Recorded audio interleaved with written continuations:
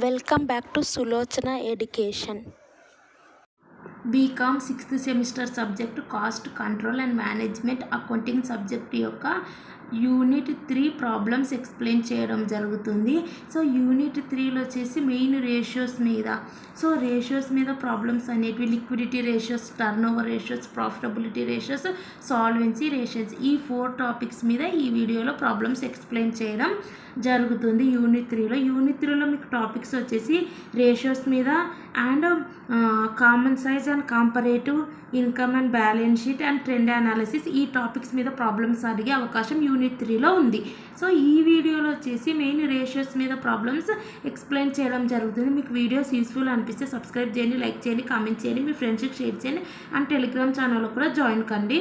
So ఇక్కడ మనం first రేషియోస్లో వచ్చేసరికి liquidity ratios, turnover ratios, profitability ratios, solvency ratios ఉంటాయి. సో ఈ రేషియోస్ ఇవన్నీ కూడా ఎందుకు క్యాలిక్యులేట్ చేస్తారంటే ఫిమ్ అనేది ప్రాఫిట్లో ఉందా, అంటే కరెంట్ అసెట్స్ అనేవి పర్ఫెక్ట్గా ఉన్నాయి, ఫిమ్ దగ్గర మనీ ఉందా, సో లేదంటే సాల్వెన్సీ అంటే ఫిమ్ దగ్గర ఏమంటారు, సో సాల్వెన్సీ అంటే ఏంటంటే అసెట్స్ ఉన్నాయా లేదంటే అప్పులు ఎక్కువ ఉన్నాయా అండ్ ఆస్తులు ఎక్కువ ఉన్నాయా అనేది తెలియడానికి ఇవన్నీ కూడా ప్రాఫిట్స్ ఎలా ఉన్నాయి, సేల్స్ ఎలా ఉన్నాయి, సో ఈ రేషియోస్ ఉపయోగించి క్యాలిక్యులేషన్ చేస్తాము.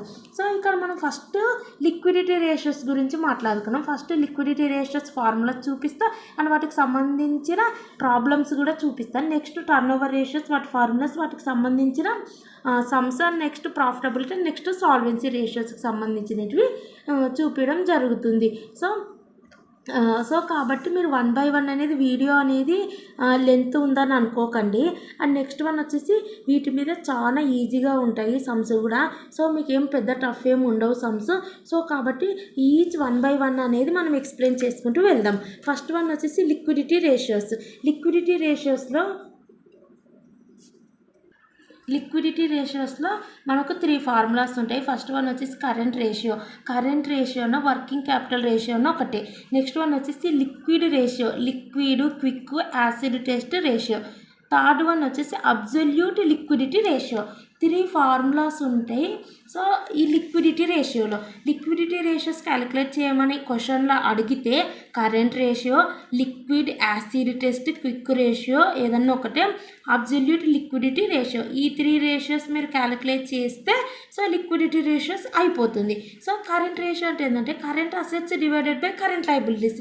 ఈ రేషియో ఎందుకు ప్రిపేర్ చేస్తారంటే కరెంట్ అసెట్స్ ఎక్కువ ఉన్నాయా, కరెంట్ లయబిలిటీస్ ఎక్కువ ఉన్నాయా మన దగ్గర అనేది అందుకు తెలుసుకోవడానికి ఒక కంపెనీ అనేది కరెంట్ రేషియో అనేది ప్రిపేర్ చేస్తుంది. కరెంట్ అసెట్స్ అంటే మనకు తెలిసినవి. కరెంట్ అసెట్స్ అంటే వితిన్ 1 yearలో ఉండేటివి cash at bank, debtors, bills receivable, stock, prepaid expenses, ఇవన్నీ కూడా కరెంట్ అసెట్స్. కరెంట్ లయబిలిటీస్ అంటే creditors, bills payable, outstanding expenses, ఈ రకంగా కరెంట్ లయబిలిటీస్ అంటారు. కరెంట్ అసెట్స్ అంటే వితిన్ 1 yearలో. సో క్యాష్ అనేది ఏంది మనకి, సో వితిన్ 1 yearలో మనం బయింగ్ అండ్ సెల్లింగ్. డెటార్స్ అంటే ఇవన్నీ కూడా షార్ట్ టర్మ్గా ఉండేటివి assets. So within bills receivable ఇవన్నీ కూడా లాంగ్ టర్మ్ కాదు. సో స్టాక్ అనేది కూడా మన దగ్గర ఉంటుంటుంది, అయిపోతుంటుంది, మళ్ళీ తెచ్చుకుంటున్నాం.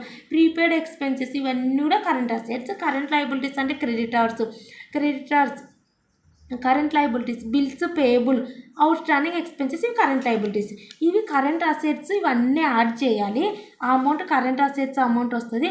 నెక్స్ట్ వన్ కరెంట్ లయబిలిటీస్ అంటే ఇక్కడ ఉండేటివన్నీ యాడ్ చేయాలి, ఇక్కడ పెట్టుకోవాలి. Current assets divided by current liabilities చేస్తే మనకు కరెంట్ రేషియో వస్తుంది.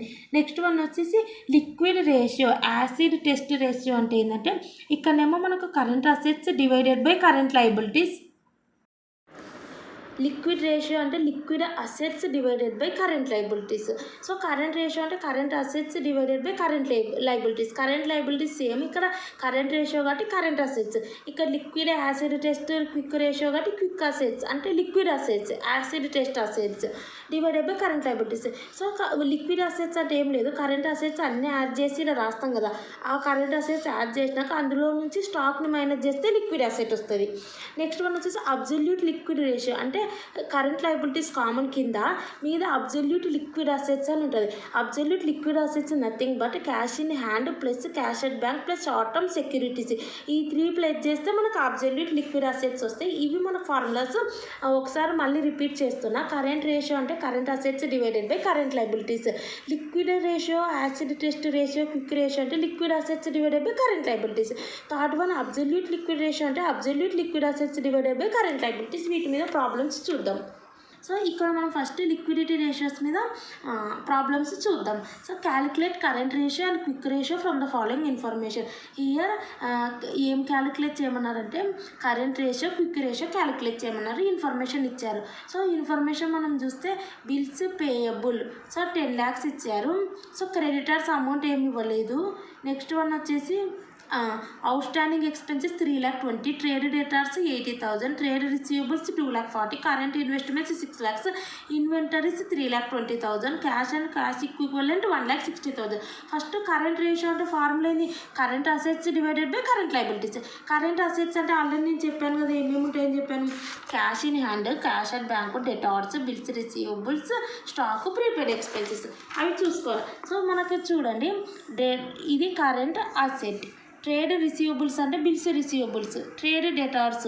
నెక్స్ట్ వచ్చేసి కరెంట్ ఇన్వెస్ట్మెంట్స్ అని ఉంది. సో కరెంట్ ఇన్వెస్ట్మెంట్స్ అంటే మామూలుగా అయితే అది కరెంట్ అసెట్ కాదు, ఫిక్స్డ్ అసెట్. కానీ ఇక్కడ కరెంట్ అన్నారు కాబట్టి కరెంట్ ఇన్వెస్ట్మెంట్స్ అంటే వితిన్ 1 yearలో ఉండే ఇన్వెస్ట్మెంట్ అని వాళ్ళు ఇక్కడ క్లియర్గా మెన్షన్ చేశారు కరెంట్ అని. కాబట్టి ఇది కూడా కరెంట్ అసెట్గా తీసుకోవాలి ఇన్వెస్ట్మెంట్ అనేది. నెక్స్ట్ వన్ ఏమేమి ఉంటాయన్న స్టాక్ ఉంటుందన్న. స్టాక్ అంటే inventory. So next cash and cash equivalent ఉంటుంది అన్నాను. సో ఇవన్నీ కూడా కరెంట్ అసెట్స్ వితిన్ 1 yearలో debtors, receivables, investments. So current అన్నారు కాబట్టి అది inventories and cash and cost equivalent ఇవన్నీ ప్లస్ చేసుకోవాలి. ఈ రకంగా రాసుకొని ఇవన్నీ ప్లస్ చేస్తే మనకు 14 lakhs వస్తుంది కరెంట్ అసెట్స్. కరెంట్ లయబిలిటీస్ అంటే bills payable, outstanding expenses. ఇక్కడ already bills payable, creditors, outstanding expenses. So ఈ 2 ప్లస్ చేస్తే మనకి ఇది వస్తుంది. అండ్ క్రెడిటార్స్ అమౌంట్ ఇవ్వలేదు, ఉంటే అది కూడా ప్లస్ చేసుకుంటుంది current liabilities, but not given in the problem. So కాబట్టి ఒక 2 మాత్రం ప్లస్ చేసుకొని కరెంట్ లయబిలిటీస్ వస్తుంది. నెక్స్ట్ కరెంట్ అసెట్స్ అంటే ఇది డివైడెడ్ బై కరెంట్ లయబిలిటీస్ అంటే ఈ 2 ప్లస్ చేసిన వచ్చిన వాల్యూ డివైడెడ్ బై ఇది చేస్తే, ఇది డివైడెడ్ బై ఇది చేస్తే మనకు 35.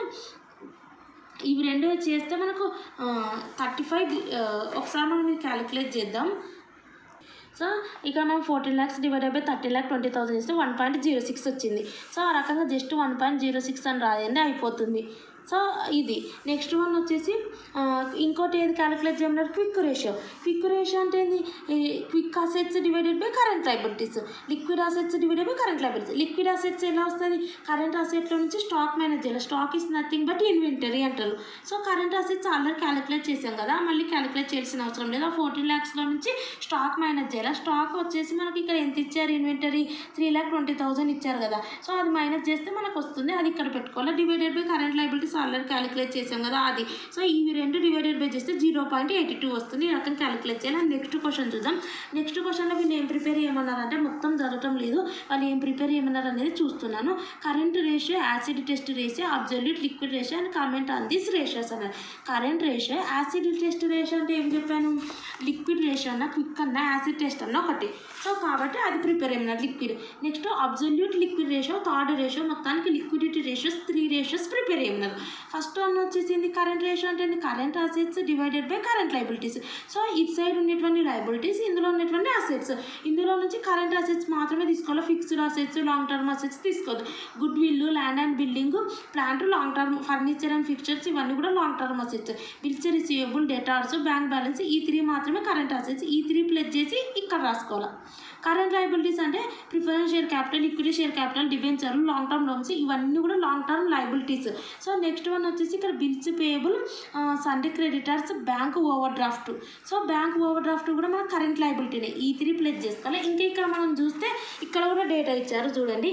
ఈ అవుట్ స్టాండింగ్ ఎక్స్పెన్సెస్ ఇది కూడా ప్లస్ చేసుకోవాలి. ఇక్కడ కూడా మనము only bills receivable, sundry debtors, bank బ్యాలెన్సే కాదు, short term investments. So short term అన్నారు కాబట్టి మన కరెంట్ ఇన్వెస్ట్మెంట్ అన్నా, షార్ట్ టర్మ్ ఇన్వెస్ట్మెంట్ అన్నా current asset. Stock, prepaid expenses ఇవన్నీ ప్లస్ చేసుకుంటే కరెంట్ అసెట్స్ వస్తాయి. నెక్స్ట్ కరెంట్ లయబిలిటీస్ కూడా ఉన్నాయి. నెక్స్ట్ అవన్నీ ఏదో ఈ రకంగా ప్లస్ చేస్తే కరెంట్ అసెట్స్, ఇవి ప్లస్ చేస్తే కరెంట్ లయబిలిటీస్. ఇది డివైడెడ్ బై ఇది చేస్తే 1 వస్తుంది. సారీ 1.61 వస్తుంది. ఇది డివైడెడ్ బై ఇది చేస్తే 1.61 వస్తుంది. సో ఈ రకంగా రాస్తే సరిపోతుంది మీరు 1.61. నెక్స్ట్ వన్ వచ్చేసి యాసిడ్ టెస్ట్ రేషియో అంటే quick assets divided by current liabilities. So quick assets అంటే ఏం లేదు, ఇక్కడ మీరు ఏం క్యాలిక్యులేట్ చేయాల్సిన అవసరం లేదు. సో ఇక్కడ మనం చూస్తే ఇక్కడ చూడండి quick assets divided by quick liabilities. So quick assets అంటే కరెంట్ అసెట్స్లో నుంచి stock plus prepaid expenses minus చేసినారు. అండ్ వన్ మోర్ థింగ్, ఇక్కడ చూడండి లిక్విడ్ అసెట్స్ అంటే స్టాక్ మాత్రమే కాదు, ప్రీపెయిడ్ ఎక్స్పెన్సెస్ కూడా మైనస్ చేయాలి, లిక్విడ్ అసెట్స్ వస్తాయి. సో ఇక్కడ మనకు ప్రాబ్లంలో స్టాక్తో పాటు ప్రీపెయిడ్ ఎక్స్పెన్సెస్ ఇచ్చారు కాబట్టి అవి రెండు మైనస్ చేస్తే అంటే 2,65,000 నుంచి 30,000 5,000 మైనస్ చేస్తే మనకి క్విక్ అసెట్స్ వస్తాయి, లిక్విడ్ అసెట్స్ వస్తాయి. నెక్స్ట్ వన్ వచ్చేసి current liabilities. So current liabilities అన్న క్విక్ లయబిలిటీస్ అన్న ఒకటే, ఇక్కడ మనకు acid test ratio, quick ratio, liquid రేషియోలో. సో ఇక్కడ కూడా మనకు క్విక్ లయబిలిటీస్ అంటే కరెంట్ లయబిలిటీస్ ఎలా వస్తాయి అంటే కరెంట్ లయబిలిటీస్ నుంచి cash credit bank overdraft minus చేయాల్సి ఉంటుంది. ఇది ఒకటి నేను ఫస్ట్ చెప్పలేదు. So cash credit bank over draft ఇక్కడ మనం ఫస్ట్ సమ్లో చూస్తే ఇక్కడ మనకు cash credit bank overdraft ఇలా there is no bank overdraft or cash credit therefore current liabilities or quick liabilities. ఇక్కడ వచ్చేసరికి మనకు bank overdraft cash credit ఇచ్చారు కాబట్టి అవి రెండు అనేది మనం మైనస్ చేస్తే మనకు చూస్తే ఇక్కడ బ్యాంక్ ఓవర్ డ్రాఫ్ట్ ఇచ్చారు 30,000, క్యాష్ క్రెడిట్ ఇవ్వలేదు కానీ ఈ ప్రాబ్లంలో చూస్తే. సో ఇక్కడ మీరు చూడండి బ్యాంక్ ఓవర్ డ్రాఫ్ట్ ఇచ్చారు కదా, బ్యాంక్ ఓవర్ డ్రాఫ్ట్ 30,000, ఇటు సైడ్ మీకు క్యాష్ క్రెడిట్ ఇస్తే కూడా అది కరెంట్ లయబిలిటీ, అది కూడా మైనస్ చేయాల్సి ఉంటుంది. ఓన్లీ బ్యాంక్ ఓవర్ డ్రాఫ్ట్ ఇచ్చారు కాబట్టి ఆ అమౌంట్ 30,000 మాత్రం 1,65,000 నుంచి మైనస్ చేస్తే క్విక్ లయబిలిటీస్ వస్తుంది. Quick assets divided by quick liabilities. So అంటే ఇక్కడ మనం క్యాలిక్యులేట్ చేసిన అమౌంట్ 2,30,000 డివైడెడ్ బై 1,35,000 చేస్తే మనకు 1.70 వస్తుంది. ఇది నెక్స్ట్ వన్ వచ్చేసి absolute liquidity ratios. Absolute liquidity ratios అంటే absolute liquid assets divided by quick liabilities. So ఇక్కడ కూడా మనకు లిక్విడ్, సో ఎక్కడైతే మనకు పేరు ఈ రకంగా లిక్విడ్ అని పేరు ఉంటుందో ఆ రకంగా ఉన్నప్పుడు మీరు కింద కరెంట్ లయబిలిటీస్ రాసుకున్న ఫార్ములాల, కానీ మనము ఉపయోగించాల్సిన ట్రీట్మెంట్ మాత్రం క్విక్ లయబిలిటీస్కి ఏదైతే ఉపయోగిస్తామో అంటే క్విక్ లయబిలిటీస్ అంటే కరెంట్ లయబిలిటీస్ నుంచి cash credit bank overdraft minus చేయాలి, అదైతే పాటించాల్సి ఉంటుంది. కాబట్టి ఇక్కడ మీరు క్యాలిక్యులేట్ చేసినప్పుడు కరెంట్ లయబిలిటీస్ అంటే క్విక్ లయబిలిటీస్. సో ఇక్కడ ఏ ట్రీట్మెంట్ అంటే ఇది కరెంట్ లయబిలిటీస్ నుంచి cash credit bank overdraft minus చేయాల్సి ఉంటుంది. సో అబ్జల్యూట్ లిక్విడ్ అసెట్స్ అంటే same cash in hand plus cash at bank plus short term securities. So మనకి ఇక్కడ చూస్తే ఏమేమి ఇచ్చారు చూడండి. ఇక్కడ మనం చూస్తే cash in hand cash at bank, ఇక్కడ చూడండి cash in hand cash at bank ఇది చూస్తే బ్యాంక్ బ్యాలెన్స్ 45,000 ఇచ్చారు. అండ్ నెక్స్ట్ వన్ ఇక్కడ చూస్తే మనకి ఏంది, ఇక్కడ మనం ఏమన్నా షార్ట్ టర్మ్ సెక్యూరిటీస్ అన్నాం. షార్ట్ టర్మ్ సెక్యూరిటీస్ అంటే సెక్యూరిటీస్ అంటే షేర్స్ అంటే ఇన్వెస్ట్ చేయడం కంపెనీలా. సో షార్ట్ టర్మ్ ఇన్వెస్ట్మెంట్స్ ఇది ప్లస్ చేయాలి. షార్ట్ టర్మ్ సెక్యూరిటీస్ అంటే షార్ట్ టర్మ్గా నువ్వు ఇన్వెస్ట్మెంట్ చేసిన షేర్స్ రూపంలో ఇన్వెస్ట్మెంట్ చేసినది. సో కాబట్టి ఇవి రెండు ప్లస్ చేయాలి, ప్లస్ చేస్తే మనకి ఇది వస్తుంది. ఈ 70,000 divided by already quick liabilities అంటే ఇక్కడ క్యాలిక్యులేట్ చేస్తాం కదా యాసిడ్ టెస్ట్ రేషియోలో. సో 1,35,000 ఇది డివైడెడ్ బై చేస్తే 0.52 వస్తుంది. ఇది absolute liquidity ratio. And next question చూద్దాం. సో ఈ రకం క్యాలిక్యులేట్ చేయాలి. ఈ టాపిక్ అనేది ఇక్కడితో కంప్లీట్ అయింది. వీటి మీద ఓన్లీ 2 ప్రాబ్లమ్స్ మాత్రమే టెక్స్ట్ బుక్లో ఇవ్వడం జరిగింది. అండ్ ప్రీవియస్ క్వశ్చన్ పేపర్ కూడా మీకు చూపిస్తాను. సో ఇక్కడ ఫస్ట్ టాపిక్స్ అనేటివి మనము 1 by 1 అనేది ఫస్ట్ నేర్చుకుందాము. ఇందులో ఫస్ట్ వన్ లిక్విడిటీ రేషియోస్ అయిపోయింది. సో లిక్విడిటీ రేషియోస్ అంటే కరెంట్ రేషియో అంటే current assets divided by current liabilities, current assets current liabilities. Liquid ratio అంటే liquid assets divided by liquid liabilities. Liquid assets అంటే ఏం లేదు, కరెంట్ అసెట్స్ నుంచి stock prepared expenses minus చేయాలి. Liquid liabilities లేదంటే quick liabilities అంటే ఏం లేదు, కరెంట్ లయబిలిటీస్ నుంచి cash credit bank overdraft minus చేయాలి. నెక్స్ట్ వన్ వచ్చేసి వీటిని మీరు కావాలంటే కరెంట్ లయబిలిటీస్ కాకుండా క్విక్ లయబిలిటీస్ అనుకోండి. ఇక్కడ కూడా ఓకే. ఇక్కడ వచ్చేసి అబ్జల్యూట్ లిక్విడ్ అసెట్స్ అంటే cash in hand cash at bank plus short term investments ఏమైనా చేస్తే సెక్యూరిటీస్. నెక్స్ట్ వన్ వచ్చేసి క్విక్ లయబిలిటీస్ అంటే కరెంట్ లయబిలిటీస్లో నుంచి cash credit bank overdraft minus చేయాలి. ఇవి మెయిన్.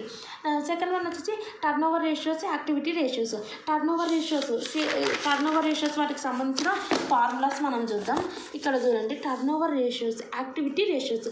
ఇందులో వచ్చేసి మనకి capital turnover, fixed asset turn over, working capital turnover, stock turnover, debtor turnover, creditor turnover. Debtor, creditor, stock, working capital, fixed asset, capital turnover ratios. ఇవి చాలా easy.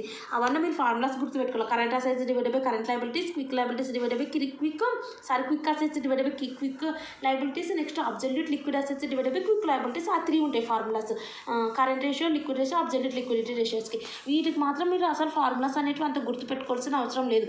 చూడండి capital turn over ratio ఉంది. Capital turnover రేషియోలో capital ఫస్ట్దా turnover ఫస్ట్దా? Turnover సెకండ్ది, capital ఫస్ట్ది. So కాబట్టి సెకండ్ది ఫస్ట్ రాసుకోవాలి. టర్న్ ఓవర్ అంటే సేల్స్ అని అర్థం. సో టర్న్ ఓవర్ అంటే sales.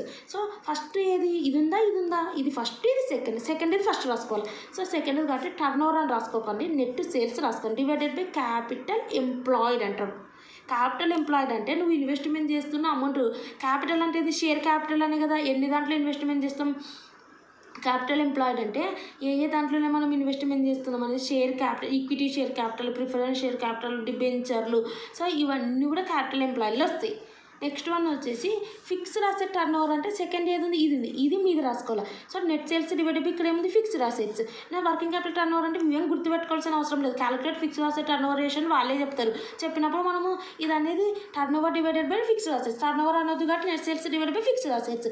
Next working capital turnover రేషన్ అంటే turnover divided by working capital. Turnover అనేది కాబట్టి net sales divided by working capital. Next stock turnover రేషన్ అంటే ఇక్కడ మాత్రం net sales divided by stock అని రాయొద్దు.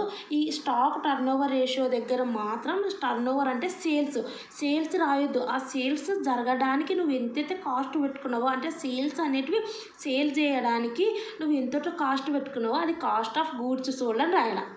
సేల్ కాదు, ఆ సేల్కి ఎంత కాస్ట్ పెట్టుకున్నావు, cost of goods sold divided by stock, average stock అని రాయాలి. యావరేజ్ స్టాక్ అంటే opening stock plus closing stock divided by 2. Next వచ్చేసి డెటార్స్ అంటే receivable amount, debtor turn over ratio, creditor turn over ratio. So ఇక్కడ మనం చూస్తే debtor turn over ratio formula వచ్చేసి total debtors divided by credit sales into number of months.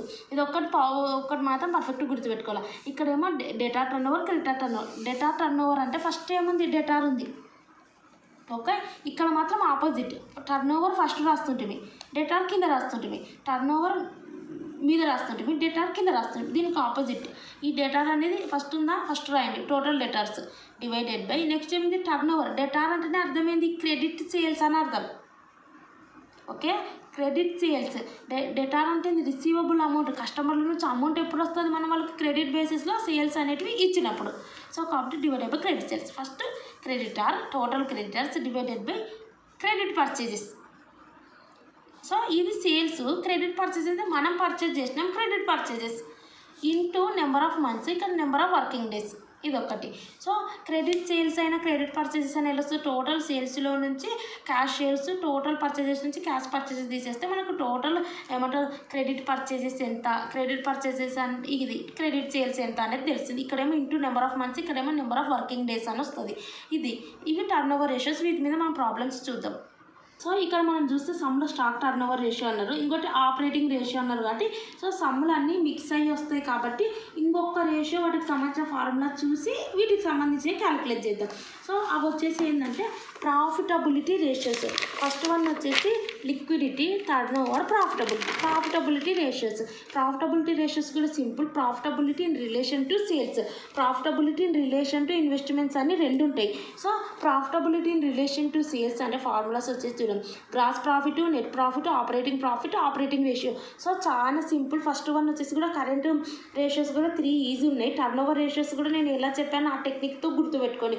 ఈ profitability ratios కూడా చాలా simple. First relation to సేల్స్కి మధ్య ఉంటాయి, in relation to ఇన్వెస్ట్మెంట్కి మధ్య ఉంటాయి. సో ఇన్ రిలేషన్ టు సేల్స్లో వచ్చేసి gross profit ratio, net profit ratio, operating ratio ఉంటుంది. ప్రాఫిట్ ఇదేమో cost. So operating ratio, operating profit ratio, net profit ratio, gross profit, simple. So ఇక్కడ వచ్చేసి మనం టర్న్ ఓవర్ రేషియోస్లో ఏం చెప్పినాం, సెకండ్ది మీద రాసుకున్నాం, ఫస్ట్ది కింద రాసుకున్నాం. ఇక్కడ అలా కాదు, ఇక్కడ ఏదైతే ఉందో గ్రాస్ ప్రాఫిట్ అన్నారు, నెట్ ప్రాఫిట్ అన్నారు, ఆపరేటింగ్ ప్రాఫిట్ అన్నారు, ఆపరేటింగ్ ఎక్స్పెన్స్ రేషియో అన్నారు. ఇవన్నీ కూడా మీద రాసుకోవాలి. Gross profit, net profit, operating cost, ఇక్కడ ఎక్స్పెన్స్ కాబట్టి ఎక్స్పెన్స్ డివైడెడ్ బై వీటికి సంబంధించినటువంటి ప్రాఫిటబిలిటీ ఇన్ రిలేషన్ టు సేల్స్కి సంబంధించినవి, అవునా కదా.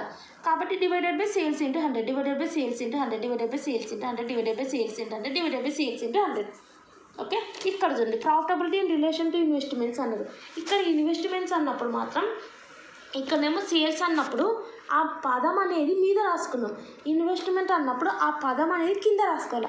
ఇక్కడ ఏంది రిటర్న్ ఆన్ టోటల్ అసెట్స్ మీద ఎంత హౌ మచ్ రిటర్న్ జనరేట్ అయింది అన్నప్పుడు ఈ టోటల్ అసెట్ అనేది కింద రాసుకోవాలి.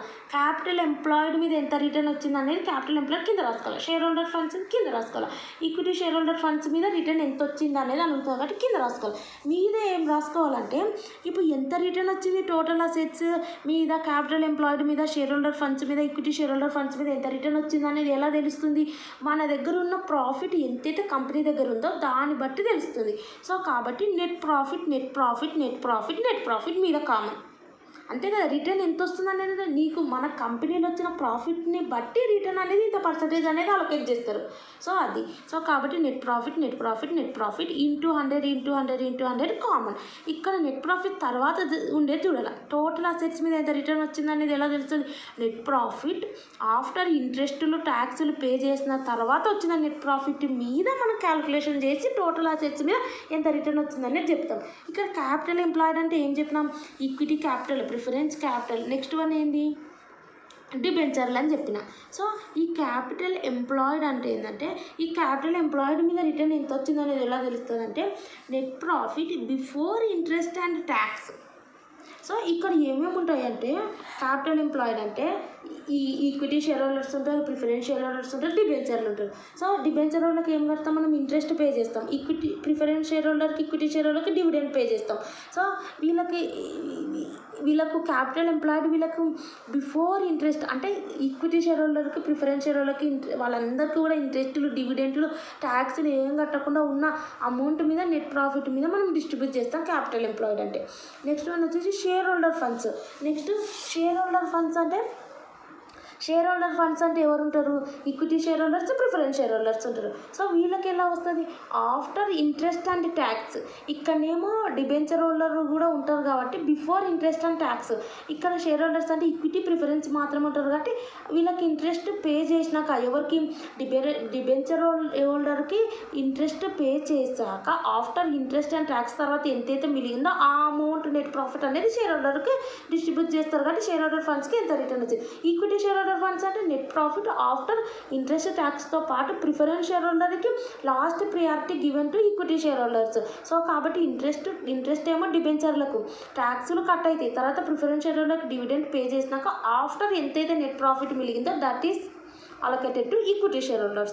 సో కాబట్టి net profit after interest, not only interest, tax, preference, dividend divided by equity share holder funds into 100. వీటి మీద మనం సమ్స్ చూద్దాం. అండ్ నెక్స్ట్ వన్ ఇక్కడ మనం చూస్తే ఇక్కడ చూడండి profitability in relation to sales అంటే ఇవి చాలా ఇంపార్టెంట్ టాపిక్స్. 4 అయితే gross profit divided by net sales into 100. Gross profit ఒక్కసారి డైరెక్ట్ ఇస్తారు, నెట్ సేల్స్ డైరెక్ట్ ఇస్తారు. ఒక్కసారి అయినప్పుడు మన ట్రీట్మెంట్ గ్రాస్ ప్రాఫిట్ ఎప్పుడు వస్తుంది మనకు? మన సేల్స్లో నుంచి కాస్ట్ ఎంత పెట్టుకున్నామో అది మైనస్ చేస్తే వచ్చేది గ్రాస్ ప్రాఫిట్. లేదంటే నువ్వు సేల్స్ 100 రూపీస్ సేల్స్ అనుకో, 120 రూపీస్ కాస్ట్ పెడితే గ్రాస్ ప్రాఫిట్, లాస్ వస్తుంది. కాబట్టి నీ సేల్స్లో నుంచి ఎంత కాస్ట్ పెట్టుకున్నావో అది మైనస్ చేస్తే నీకు ప్రాఫిట్ వస్తుంది. దాన్ని sales minus cost, how much cost ఎంత పెట్టుకున్నావు గూడ్స్ సేల్ కావడానికి, cost of goods sold minus చేయాలి. నెక్స్ట్ ఒకసారి కాస్ట్ ఆఫ్ గూడ్స్ సోల్డ్ ఎలా వస్తుంది? ఇది అనేది సేల్స్లో నుంచి ప్రాఫిట్ మైనస్ చేస్తే కాస్ట్ ఆఫ్ గూడ్స్ సోల్డ్ వస్తుంది. అంటే నీ కాస్ట్ ఎట్లా తెలుస్తుంది ఎంత కాస్ట్ పెట్టుకున్నావు అనేది? ఒక ప్రోడక్ట్ మీద సేల్స్లో నుంచి ప్రాఫిట్ మైనస్ చేస్తే వచ్చేది నీ కాస్ట్. అంటే ఈ మైనస్ అనేది ఇటు సైడ్ వెళ్ళిపోతుంది, గ్రాస్ ప్రాఫిట్ అటు సైడ్ వెళ్ళిపోతుంది. ఆ రకంగా ఒకవేళ గ్రాస్ ప్రాఫిట్ సేల్స్లు ఇస్తే ఒక్కోసారి అవి ఏమి ఇస్తారు? కాస్ట్ ఆఫ్ గూడ్స్ క్యాలిక్యులేట్ చేయండి అంటే ఎంత కాస్ట్ పెట్టుకున్నావు అంటే ఇది ఒక ఫార్ములా కూడా ఉంటుంది. ఏంటంటే opening stock plus purchases plus manufacturing expenses minus closing stock. Opening stock నువ్వు కొంచెం స్టాక్ పర్చేజ్ చేస్తావు. సో సరే ఒక ఓపెనింగ్ స్టాక్ నీ దగ్గర కొంచెం స్టాక్ ఉంటుంది అండ్ అడిషనల్గా పర్చేజ్ చేస్తావు. తర్వాత ఎక్స్పెన్సెస్ అంటే వేజెస్ పే చేస్తావు వర్కర్స్కి. So next carriage, so travel చేసేటప్పుడు క్యారేజ్ అవన్నీ ఎక్స్పెన్సెస్, ప్రోడక్ట్స్ రా మెటీరియల్స్ తెచ్చుకునేటప్పుడు అవన్నీ ఉంటాయి కదా, అందులో నుంచి క్లోజింగ్ స్టాక్ మైనస్ చేస్తే నీకు కాస్ట్ ఆఫ్ గూడ్స్ సోల్డ్ ఎంత అనేది తెలుస్తుంది. ఇది నెక్స్ట్ వన్ వచ్చేసి ఇక్కడ చూడండి net profit divided by net sales into 100. So operating profit ఎలా వస్తుందంటే, ఆపరేటింగ్ అంటే ఏంది? సో ఆపరేటింగ్ ప్రాఫిట్ అంటే గ్రాస్ ప్రాఫిట్లో నుంచి ప్రాఫిట్ ఎప్పుడు ఎలా వస్తుంది, గ్రాస్ ప్రాఫిట్లో నుంచి కొన్ని ఎక్స్పెన్సెస్ మైనస్ చేస్తేనే ప్రాఫిట్ వస్తుంది. గ్రాస్ ప్రాఫిట్లో నుంచి ఆపరేటింగ్ ఎక్స్పెన్సెస్ మైనస్ చేస్తే ఆపరేటింగ్ ప్రాఫిట్ వస్తుంది. గ్రాస్ ప్రాఫిట్లో నుంచి ఆపరేటింగ్ ఎక్స్పెన్సెస్ మైనస్ చేస్తే ఆపరేటింగ్ ప్రాఫిట్ వస్తుంది. ఆపరేటింగ్ అంటే కంపెనీ ఆపరేట్ కావడానికి పెట్టే ఎక్స్పెన్సెస్ని ఆపరేటింగ్ ప్రాఫిట్ అంటారు. నెక్స్ట్ వన్ వచ్చేసి ఇక్కడ మనకు operating cost divided by net sales into 100. Next ఇవి. సో వీటి మీద మనం ప్రాబ్లమ్స్ చూద్దాం. అండ్ వన్ మోర్ థింగ్ వచ్చేసి ఇక్కడ మనకు ఆపరేటింగ్ కాస్ట్ తెలియాలి. ఆపరేటింగ్ ప్రాఫిట్ అంటే గ్రాస్ ప్రాఫిట్ నుంచి ఆపరేటింగ్ ఎక్స్పెన్సెస్ మైనస్ చేస్తే ఆపరేటింగ్ ప్రాఫిట్ వచ్చింది. ఆపరేటింగ్ కాస్ట్ అంటే ఈ ఆపరేటింగ్ కాస్ట్ ఎంత పెట్టినాం అనేది ఎలా తెలుస్తుంది అంటే కాస్ట్ ఆఫ్ గూడ్స్ సోల్డ్ అంటే సో ఒక గుడ్ అనేది మనము తయారు చేయడానికి వాటికి సంబంధించిన రా మెటీరియల్స్ ఇవన్నీ ఇవి కాస్ట్ ఆఫ్ గూడ్స్ సోల్డ్. ఇందులో నుంచి మళ్ళీ operating expenses administrative expenses accounting so అవన్నీ ఎంటర్ చేయడానికి మనం ఆపరేటింగ్ ఎక్స్పెన్సెస్ ఆఫీస్ వర్క్ అవన్నీ ఉంటాయి కదా, కంపెనీ ఆపరేటింగ్ ఎక్స్పెన్సెస్ అవన్నీ కూడా. సో ఒక ఆఫీస్లో శాలరీస్ పే చేయడము, అడ్మినిస్ట్రేటివ్ ఎక్స్పెన్సెస్ ఇవన్నీ కూడా ఒక రన్ కావాలంటే సో ఇవన్నీ కూడా ఆపరేటింగ్ ఎక్స్పెన్సెస్ అవసరం. ఈ operating expenses plus cost of goods sold అంటే ఒక గుడ్ అనేది ఎంత ఏమంటారు సేల్ కావడానికి కాస్ట్ మీరు ఫస్ట్ రా మెటీరియల్స్ కొనడము, మ్యానుఫ్యాక్చరింగ్ ఎక్స్పెన్సెస్ ఇవన్నీ ఇక్కడ ఉన్నాయి కదా. ఈ cost of goods sold plus operating expenses plus చేస్తే మనకు ఆపరేటింగ్ కాస్ట్ అనేది వస్తుంది. వీటి మీద ప్రాబ్లమ్స్ చూద్దాం. అండ్ ప్రాబ్లమ్స్ చూద్దాం. From the following information calculate operating ratio and stock turn over ratio. ఇక్కడ ఇన్ఫర్మేషన్ ఇచ్చారు మనకు operating ratio, stock turn over ratio. So operating ratio అంటే ఏం ఫార్ములా చెప్పాను, operating divided by net sales into 100. So operating అంటే ఏంది, operating cost. Okay, operating cost divided by net sales into 100. Next stock turnover అంటే formula already ఏం చెప్పిన turn over అని ఉంటే అది మీద రాసుకోమన్నా, కానీ స్టాక్ టర్న్ ఓవర్కి మాత్రం కాస్ట్ ఆఫ్ గూడ్స్ సోల్డ్ రాసుకోమన్నా. Divided by average stock. ఈ రెండు ఫార్ములాస్ మనం క్యాలిక్యులేట్ చేయాలి. సో ఇక్కడ మనకు చూడండి ఆపరేటింగ్ రేషియో అంటే operating cost divided by net sales into 100. Operating cost అంటే cost of goods sold plus operating expenses అది. నెక్స్ట్ వీళ్ళు ఏమంటే మెయిన్ ఫార్ములాస్ గుర్తుపెట్టుకొని ఈజీ అయిపోతుంది మీకు. స్టాక్ టర్న్ ఓవర్ రేషియో అంటే cost of goods sold divided by average stock. ఇది ఈ టూ ఫార్ములాస్. ఫస్ట్ వన్ వచ్చేసి ఆపరేటింగ్ రేషియో అంటే ఇక్కడ చూడండి operating cost divided by net sales into 100 ఇది ఫస్ట్ వన్. సో ఇక్కడ మనకి information cash sales, credit sales, operating expenses, rate of gross profit, opening inventory, closing inventory, current assets, current liabilities, share capital, fixed assets ఈ రకంగా చాలా ఇచ్చారు. కానీ మనం వాటిని చూసి టెన్షన్ పడద్దు. మన ఫార్ములా ఏంది, operating cost divided by net sales into 100. So operating cost అంటే ఏంది, cost of goods sold plus operating expenses. So మళ్ళీ నెక్స్ట్ ఇక్కడ మనం చూస్తే cost of goods sold plus operating expenses. So next ఇక్కడ మనం క్యాలిక్యులేట్ చేయాల్సింది ఏంది, cost of goods sold operating expenses calculate చేయాలి. So cost of goods sold అని ఈ రకంగా రాయకండి. నేను సిజిఎస్ అని రాశాను కానీ మీరు సిజిఎస్ అని రాయకండి, కాస్ట్ ఆఫ్ గూడ్స్ సోల్డ్ అని రాయండి. ఓఈ అని రాయకండి, ఆపరేటింగ్ ఎక్స్పెన్సెస్ అని రాయండి. So cost of goods sold అంటే వీటికి సంబంధించి ఏమేమి ఉంటాయని చెప్పిన opening stock plus purchases plus manufacturing expenses minus closing stock ఉంటుందన్న. సో ఇక్కడ మనం చూసుకుందాం ఓపెనింగ్ స్టాక్ ఏమన్నా ఉందా ఫస్ట్ మనం చూసుకుందాం. ఓపెనింగ్ స్టాక్ అదే ఓపెనింగ్ స్టాక్ అంటే ఇన్వెంటరీ 3,75,000 ఉంది. సో ఆ 3,75,000 ప్లస్ మళ్ళీ ఏం చెప్పాను పర్చేజెస్ ఏమన్నా ఉన్నాయని చూసుకోమన్నా. సో పర్చేజెస్ మనం చూస్తే మనకి ఇక్కడ చూడండి purchases, credit sales, cash sales, operating expenses, gross profit, opening. So ఇక్కడ మనకు పర్చేజెస్ ఏం లేవు. నెక్స్ట్ వన్ ఏం చెప్పాను మ్యానుఫ్యాక్చరింగ్ ఎక్స్పెన్సెస్ అని చెప్పాను. సో మ్యానుఫ్యాక్చరింగ్ ఎక్స్పెన్సెస్ అంటే ఇక్కడ మనకు ఫార్ములా చూడండి, ఈ ఫార్ములా రాసుకుంటే మీకు క్లారిటీ వస్తుంది. ఈ ఫార్ములా రాసుకొని వీటిని 1 by 1 చెక్ చేయండి. మ్యానుఫ్యాక్చరింగ్ ఎక్స్పెన్సెస్ అంటే మ్యానుఫ్యాక్చరింగ్ జరిగేటప్పుడు మీరు పర్చేజ్ చేసినారు ఏదో ఒకటి, సో దానికి సంబంధించిన ఎక్స్పెన్సెస్ కూడా అంతా కూడా కాస్ట్ దాన్ని బట్టి నువ్వు ఒక గుడ్ని సోల్డ్ చేస్తావు, ఆ కాస్ట్ని బట్టి సెల్లింగ్ ప్రైస్ ఫిక్స్ చేస్తావు. సో మ్యానుఫ్యాక్చరింగ్ ఎక్స్పెన్సెస్ అంటే ఏమేమి వేజెస్, సో క్యారేజు, సో ఇవన్నీ కూడా ఉంటాయి కదా. సో ఇవన్నీ ఇక్కడ మనం చూసుకోవాలి, వేజెస్ ఏమన్నా ఉన్నాయా, క్యారేజ్. సో ఇక్కడ ఏం లేవు మనకు. నెక్స్ట్ వన్ వచ్చేసి minus closing stock. Closing stock ఎక్కడ ఉంది మనం చూస్తే ఇక్కడ ఉంది. వీళ్ళు ఏమన్నారు 50,000 మోర్ దాన్ ఓపెనింగ్ స్టాక్ అంటే 50,000 అని అన్నారు. ప్రాబ్లమ్స్ చూద్దాం. First one from the following information calculate operating ratio, stock turn over ratio.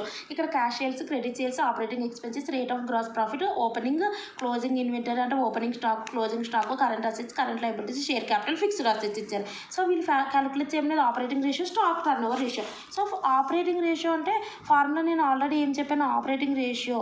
So operating ratio formula వచ్చేసి operating cost divided by net sales into 100. First one ఇది calculate చేద్దాం. So ఇది మన profit main మీరు formulas గుర్తుపెట్టుకోవాలి. మనకి ఇది వచ్చింది ఆపరేటింగ్ రేషియో అంటే operating cost divided by net sales into 100. Operating cost అంటే cost of goods sold plus operating expenses. So మీరు అదే రాసుకోవాలి 1 by 1. ఆపరేటింగ్ కాస్ట్ అంటే ఓసీ అని రాయకండి, ఆపరేటింగ్ కాస్ట్ అని రాయండి. సో మీకు ఇక్కడ అర్థం కావడానికి cost of goods sold CGS కాదు, కాస్ట్ ఆఫ్ గూడ్స్ సోల్డ్ అని రాయండి ప్లస్ ఆపరేటింగ్ ఎక్స్పెన్సెస్ రాయాలి. సో ఇక్కడ మనం చూస్తే ఇదేంది మనకు ఆపరేటింగ్ కాస్ట్ అంటే cost of goods sold plus operating expenses, ఇవి రెండు ప్లస్ చేయాలి. సో ఇక్కడ మన కాస్ట్ ఆఫ్ గూడ్స్ సోల్డ్ అంటే ఫార్ములా చూడండి, గ్రాస్ ప్రాఫిట్ అంటే sales minus cost of goods sold. So cost of goods sold అంటే opening stock plus purchases plus manufacturing expenses minus closing stock. ఇక్కడ చూస్తే మనకి పర్చేజెస్ మ్యానుఫ్యాక్చరింగ్ ఎక్స్పెన్సెస్ ఇవ్వలేదు, only opening stock closing stock ఇవన్నీ ఇస్తే ఈ ఫార్ములాతో చేయాలి. సో ఇక్కడ చూడండి మనకి ఏమి ఇచ్చారంటే cash sales, credit sales cash sales ఇచ్చారు 25 lakhs, క్రెడిట్ సేల్స్ ఏమో 120% ఆఫ్ క్యాష్ సేల్స్ మీద 120% చేస్తే క్రెడిట్ సేల్స్ వస్తుంది. ఆపరేటింగ్ ఎక్స్పెన్సెస్ ఏమో 10% ఆఫ్ టోటల్ సేల్స్ మీద. సో ఆపరేటింగ్ ఎక్స్పెన్సెస్ ఇచ్చారు, సో టోటల్ సేల్స్ మీద 10% చేస్తే వస్తుంది అన్నారు. రేట్ ఆఫ్ గ్రాస్ ప్రాఫిట్ 40% ఇచ్చారు. ఓపెనింగ్ ఇన్వెంటరీ 3,75,000, క్లోజింగ్ ఇన్వెంటరీ వచ్చేసి 50,000 more than opening stock. Current assets, current liabilities, share capital, fixed assets ఇచ్చినారు. ఇక్కడ మ్యాటర్ వచ్చేసి ఇక్కడ మనం చూస్తే ఇక్కడ మనకు ఈ ఫార్ములా ఏంది, first cost of goods sold plus operating expenses. ఇక్కడ మనకు దాంట్లో చూస్తే పర్చేజెస్ కానీ మ్యానుఫ్యాక్చరింగ్ ఎక్స్పెన్సెస్ కానీ ఏమి ఇవ్వలేదు, అంటే కాస్ట్ ఆఫ్ గూడ్స్ సోల్డ్ ఇది వర్కౌట్ కాదు. ఓపెనింగ్ క్లోజింగ్ ఇచ్చారు, ఇవి కూడా ఇంపార్టెంట్, ఇవ్వలేదు కాబట్టి ఇది వర్కౌట్ కాదు. సో ఇందులో నుంచి మనం తీయొచ్చు కదా cost of goods sold.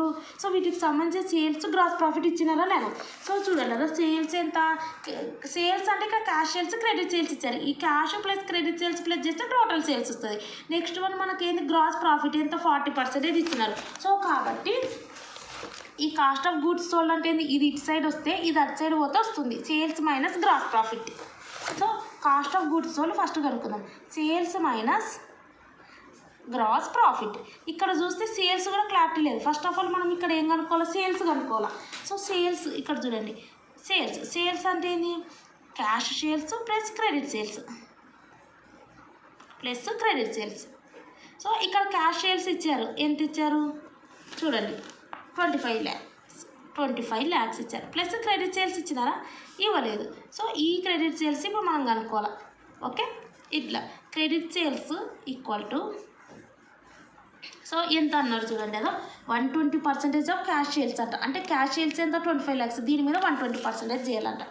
25 lakhs మీద 120% అనేది మనం చేయాల్సి ఉంటుంది, 120%.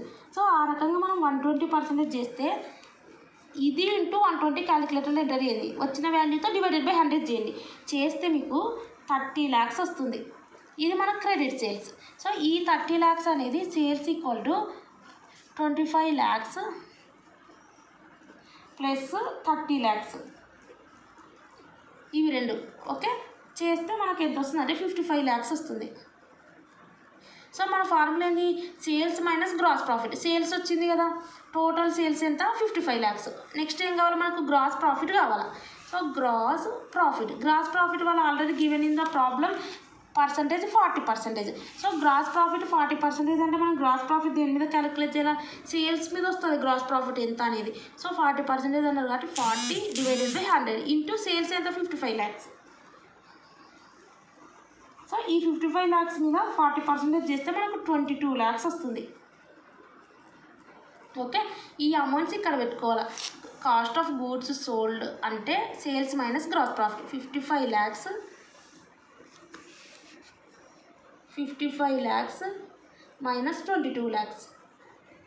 సో ఇది మైనస్ చేస్తే 55 lakhsలో నుంచి మనము 22 lakhs మైనస్ చేస్తే 33 lakhs వస్తుంది.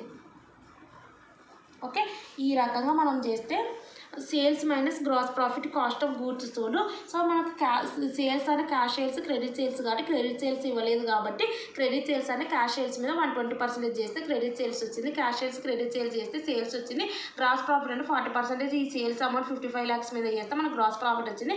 సేల్స్లో నుంచి గ్రాస్ ప్రాఫిట్ మైనస్ చేస్తే మనకు కాస్ట్ ఆఫ్ గూడ్స్ సోల్డ్ అనేది 33 lakhs వచ్చింది.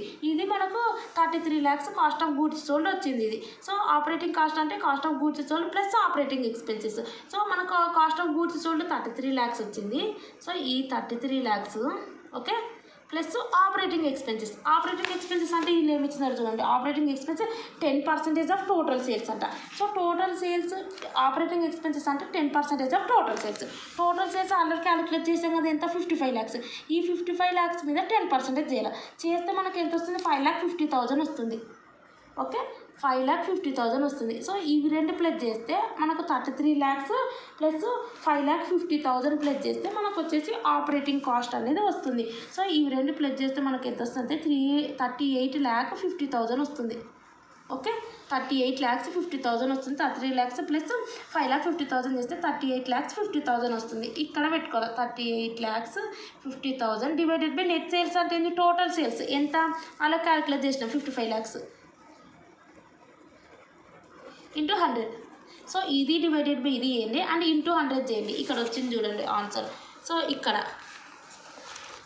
38,50,000 డివైడెడ్ బై 55 lakhs ఇంటూ 100 చేస్తే 70% వస్తుంది. This is operating ratio. And next మనం ఇంకొకటి ఏం క్యాలిక్యులేట్ చేయమన్నారు వీళ్ళు, stock turn over ratio calculate చేయమన్నారు. So stock turn over ratio అంటే ఇక్కడ చూడండి, stock turn over ratio. So stock turn over ratio అంటే సింపుల్. సో ఆల్రెడీ మీకు ఫార్ములాస్ అనేవి ఇక్కడ టర్న్ ఓవర్ అంటే టర్న్ ఓవర్ రేషియోస్ ఉన్నాయి ఇక్కడ. ఇందులో నుంచి స్టాక్ టర్న్ ఓవర్ ఇది cost of goods sold divided by average stock. So cost of goods sold divided by average stock. Okay, average stock. So cost of goods sold అంటే already calculate చేసాం మనం. So calculate చేస్తే మనకి ఎంత వచ్చింది, cost of goods sold ఇక్కడ 33 lakhs వచ్చింది. ఈ 33 lakhs divided by average stock. Average stock అంటే ఏంది, opening stock plus closing stock divided by 2 so opening stock closing stock divided by 2. So మనం చేద్దాం, 33 lakhs సపరేట్ చేయండి కావాలంటే మీరు, opening stock plus closing stock divided by 2. So opening stock ఎంత మనకు, opening inventory 3,75,000. ఇక్కడ వచ్చేసి క్లోజింగ్ వచ్చేసి 50,000 మోర్ దాన్ ఓపెనింగ్ స్టాక్ అన్నారు. ఓకే, ఇదేమో 3,75,000. 3,75,000 ఏది, ఇది ఓపెనింగ్ స్టాక్. క్లోజింగ్ స్టాక్ అంటే వీళ్ళు ఏమన్నారు, ఈ 3,75,000 ప్లస్ 50,000 అన్నారు డివైడెడ్ బై 2. అంటే ఈ 3 ప్లస్ చేయాలా. సో ఈ రకంగా ఇక్కడ చూడండి ఉంది చూడండి, opening stock plus closing stock divided by 2. So opening stock అంటే 3,75,000 ప్లస్ ఇక్కడ ఇది ఎలా వచ్చిందంటే 3,70,000. వీళ్ళు ఇక్కడ క్వశ్చన్ ఏమన్నారు చూడండి, క్లోజింగ్ ఇన్వెంటరీ వచ్చేసి 50,000 మోర్ దాన్ ఓపెనింగ్ స్టాక్. అంటే ఓపెనింగ్ స్టాక్ అంటే 50,000 ఎక్కువ ఉందంటే ఏంది, ఓపెనింగ్ స్టాక్ అంటే 50,000 ఎక్కువ ఉందంటే ఓపెనింగ్ స్టాక్ ప్లస్ 50,000. 3,75,000 ప్లస్ 50,000 చేస్తే మీకు 4,25,000 వస్తుంది. ఇది ప్లస్ డివైడెడ్ బై 2 చేస్తే 8 lakhs డివైడెడ్ బై 2 4 lakhs వస్తుంది. ఆ 4 lakhs ఇక్కడ రాసుకోవాలి, average stock 3 lakhs divided by 4 lakhs. ఆ రకంగా చేస్తే మీకు 8.25 వస్తుంది. This is stock turn over ratio. And second sum చూద్దాం. ఇక్కడ gross profit ratio, return and total assets, inventory turn over ratio, working capital turn over ratio and net worth to డెప్ట్ ratio అన్నారు. So ఇది మనం వీటికి సంబంధించిన information ఇచ్చారు. Sales, net profit, fixed assets, net worth, current liabilities, cost of goods sold, inventory, other current assets, debentures ఇచ్చారు. First one మనం ఏం క్యాలిక్యులేట్ చేయమన్నారు, ఇక్కడ చూస్తే గ్రాస్ ప్రాఫిట్ క్యాలిక్యులేట్ చేయమన్నారు. గ్రాస్ ప్రాఫిట్ అంటే ఏం చెప్పినా, gross profit divided by sales into 100. So ఇక్కడ గ్రాస్ ప్రాఫిట్ ఇచ్చిందా, సేల్స్ నెట్ ప్రాఫిట్ ఇక్కడ ఇవ్వలేదు. సో ఇవ్వలేదు కాబట్టి మనకు గ్రాస్ ప్రాఫిట్ ఇంకొకటి ఏంది, సేల్స్లో నుంచి cost of goods sold minus చేయాలి. సో సేల్స్లో నుంచి కాస్ట్ ఆఫ్ గూడ్స్ సోల్డ్ ఉంది, sales minus cost of goods sold. So ఇక్కడ సేల్స్ ఇచ్చారు 12,60,000, కాస్ట్ ఆఫ్ గూడ్స్ సోల్డ్ 9,60,000. ఈ రెండు మైనస్ చేస్తే మనకు ప్రాఫిట్ వస్తుంది. And profit gross profit divided by net sales అంటే టోటల్ సేల్స్ 12,60,000 ఇంటూ 100 చేస్తే ఇది వస్తుంది. నెక్స్ట్ వన్ వచ్చేసి వీళ్ళు ఏం క్యాలిక్యులేట్ చేయమంటే రిటర్న్ ఆన్ టోటల్ అసెట్స్ మీద క్యాలిక్యులేట్ చేయమన్నారు. సో రిటర్న్ ఆన్ రిటర్న్స్ అంటే ఏం చెప్పినాను, ఇది కింద రాసుకోమన్నా divided by net total assets అనేది. సో కింద టోటల్ అసెట్స్ రాసుకోమన్నా, మీదేం రాసుకోమన్నా ఇక్కడ చూడండి, net profit after interest and tax ఇది. సో ఈ మీద సో కాబట్టి ఇక్కడ టోటల్ అసెట్స్ చూద్దాం. టోటల్ అసెట్స్ అంటే ఏంటి, current assets plus fixed assets. So ఇక్కడ చూద్దాం, fixed asset okay, first one 7,20,000. Net worth అంటే కాదు, కరెంట్ నెట్ వర్త్ వచ్చేసి మనకి ఎంత 7,50,000. And next cost of goods sold, inventory and other current assets. ఇక్కడ చూస్తే మనకు టోటల్ అసెట్స్ అంటే current assets, fixed assets, long term assets అన్నీ వస్తాయి. సో ఇక్కడ మనకు చూస్తే ఇక్కడ చూడండి 7,20,000 ఫస్ట్ వన్. నెక్స్ట్ వచ్చేసి inventory stock, other current assets 3,80,000. ఈ 3 ప్లస్ చేసుకోవాలి. 7,20,000, 4,00,000, 3,80,000 ప్లస్ చేసుకున్న టోటల్ అసెట్స్ వస్తుంది. నెక్స్ట్ ప్రాఫిట్ ఇది చూద్దాం. ఇక్కడ ప్రాఫిట్ చూస్తే నెట్ ప్రాఫిట్ ఇక్కడ ఇచ్చినారు. సో నెట్ ప్రాఫిట్ కూడా ఎప్పటిదంటే ఆఫ్టర్ ఇంట్రెస్ట్ అండ్ ట్యాక్స్ అంట. అంటే ఆఫ్టర్ ఇంట్రెస్ట్ అండ్ ట్యాక్స్ అంటే ఇంట్రెస్ట్ పే చేయాలా, ట్యాక్స్ పే చేయాలా. సో వాళ్ళు ఇక్కడ ఈ సమ్లా ఇంట్రెస్ట్ ట్యాక్స్ల అమౌంట్లు ఇచ్చింటే అవి రెండు నెట్ ప్రాఫిట్లో నుంచి మైనస్ చేసి వచ్చిన అమౌంట్ నెట్ ప్రాఫిట్ తీసుకుంటుంది. కానీ ఇంట్రెస్ట్ ట్యాక్స్లు అనేది ఇక్కడ ఇవ్వలేదు కాబట్టి మనం ఇదే నెట్ ప్రాఫిట్ 1,80,000 యాస్టిస్ తీసుకోవాలా. 1,80,000 divided by total assets into 100 చేస్తే ఇది వస్తుంది. Next one inventory turn over ratio. Inventory turn over ratio అంటే ఇంతసేపు క్యాలిక్యులేట్ చేస్తాం. ఇన్వెంటరీ అంటే స్టాక్ టర్న్ ఓవర్ రేషియో అని అర్థం. So stock turn over ratio అంటే cost of goods sold divided by average stock. So turnover అంటే మీద రాసుకోవాలి, స్టాక్ కింద రాసుకోవాలి average stock. Cost of goods sold రాసుకోమని ఇది ఒకదానికి. So cost of goods sold already given in the problem 9,60,000 divided by average stock. So stock చూద్దాం. ఇక్కడ మనకు యావరేజ్ స్టాక్ అంటే ఏమి ఉండాలి, ఓపెనింగ్ స్టాక్ క్లోజింగ్ స్టాక్ ఉండాలి. సో ఆ రకంగా ఇస్తే opening stock plus closing stock divided by 2 వేయాలి. సో ఇవ్వలేదు కాబట్టి మనం ఇక్కడ ఏదైతే ఇచ్చినారో ఇన్వెంటరీ అంటే నథింగ్ బట్ స్టాక్ ఈ 4,00,000 యాస్టీస్ రాసుకోవాలి. 9,60,000 డివైడెడ్ బై 4,00,000 చేస్తే 2.4 వస్తుంది. నెక్స్ట్ వన్ వచ్చేసి working capital turn over ratio. Turn over ఇస్తే ఏం చెప్పాను, ఇది టర్న్ ఓవర్ రేషియో ఇది మీద రాసుకోవాలా. ఏమని రాసుకోమన్నా నెట్ సేల్స్ రాసుకోమన్నా. ఈ వర్కింగ్ క్యాపిటల్ కింద రాసుకోమన్నా. నెట్ సేల్స్ అంటే already given in the problem 12,60,000. Working capital అంటే ఇది differences between current assets and minus current liabilities. So ఇది current assets and current liabilities యొక్క డిఫరెన్స్ని వర్కింగ్ క్యాపిటల్ అంటారు. కరెంట్ అసెట్స్ అంటే ఇక్కడ మనం లెక్క పెట్టుకోవాలి. ఏవి ఉన్నాయి కరెంట్ అసెట్స్ అంటే సేల్స్ కాదు, నెట్ ప్రాఫిట్ కాదు, ఫిక్స్డ్ అసెట్ కాదు, నెట్వర్క్ కాదు, కరెంట్ లయబిలిటీస్ కాదు, so cost of goods sold కాదు, ఇన్వెంటరీ అదర్ కరెంట్ అసెట్స్. 4,00,000, 3,80,000 ఇవి రెండు చూడండి. ఇక్కడ 4,00,000, 3,80,000 మైనస్ కరెంట్ లయబిలిటీస్ చూస్తే ఇది ఒకటే ఉంది 3,00,000. సో ఆ 3,00,000 ఇక్కడ రాసుకోవాలి. ఈ రెండు ప్లస్ చేసి ఇది మైనస్ చేస్తే మనకు 4,80,000 వస్తుంది. 12,60,000 డివైడెడ్ బై 4,80,000 చేస్తే 2.625 వస్తుంది. That is working capital turn over ratio. Next one వచ్చేసి నెట్ వర్త్ టు డెప్ట్ రేషియో అన్నారు. ఇది వచ్చేసి సాల్వెన్సీ రేషియోస్లో టైపు. ఇక్కడ నేను ఇంకా ఎక్స్ప్లెయిన్ చేయలేదు. సాల్వెన్సీలో ఉంటుంది. ప్రాఫిటబిలిటీ టర్న్ ఓవర్ లిక్విడిటీ అయిపోయింది. అయినా సరే ఇది సమ్ములో దీంట్లోనే ఇంక్లూడ్ అయ్యి వచ్చింది కాబట్టి ఇది మీకు చెప్తున్నా 2 అని ఉంటుంది. ఈ రకంగా 2 ఉందనుకో సాల్వెన్సీ రేషియో అనమాట. అంటే 2 అంటే అర్థమైంది డిఫరెన్సెస్ ఈ రెండింటి మాట. నెట్ వర్త్ అంటే టోటల్ అసెట్స్, డెప్ట్ అంటే టోటల్ అప్పులు. సో ఏది ఉంది అనేది కంపెనీ అప్పులలో ఉందా, సాల్వెన్సీ అంటే ఇన్సాల్వెన్సీ అంటే liabilities more than assets. So solvency అంటే assets more than liabilities. So net worth to డెప్ట్ రేషియో అంటే గుర్తుపెట్టుకోండి. ఇక్కడ ఉంది యాస్టీస్ రాసుకోవాలి. ఫస్ట్ ఏముంది నెట్ వర్త్ ఉంది అది మీద రాసుకోవాలి, డెప్ట్ కింద ఉంది అది కింద రాసుకోవాలి అంతే.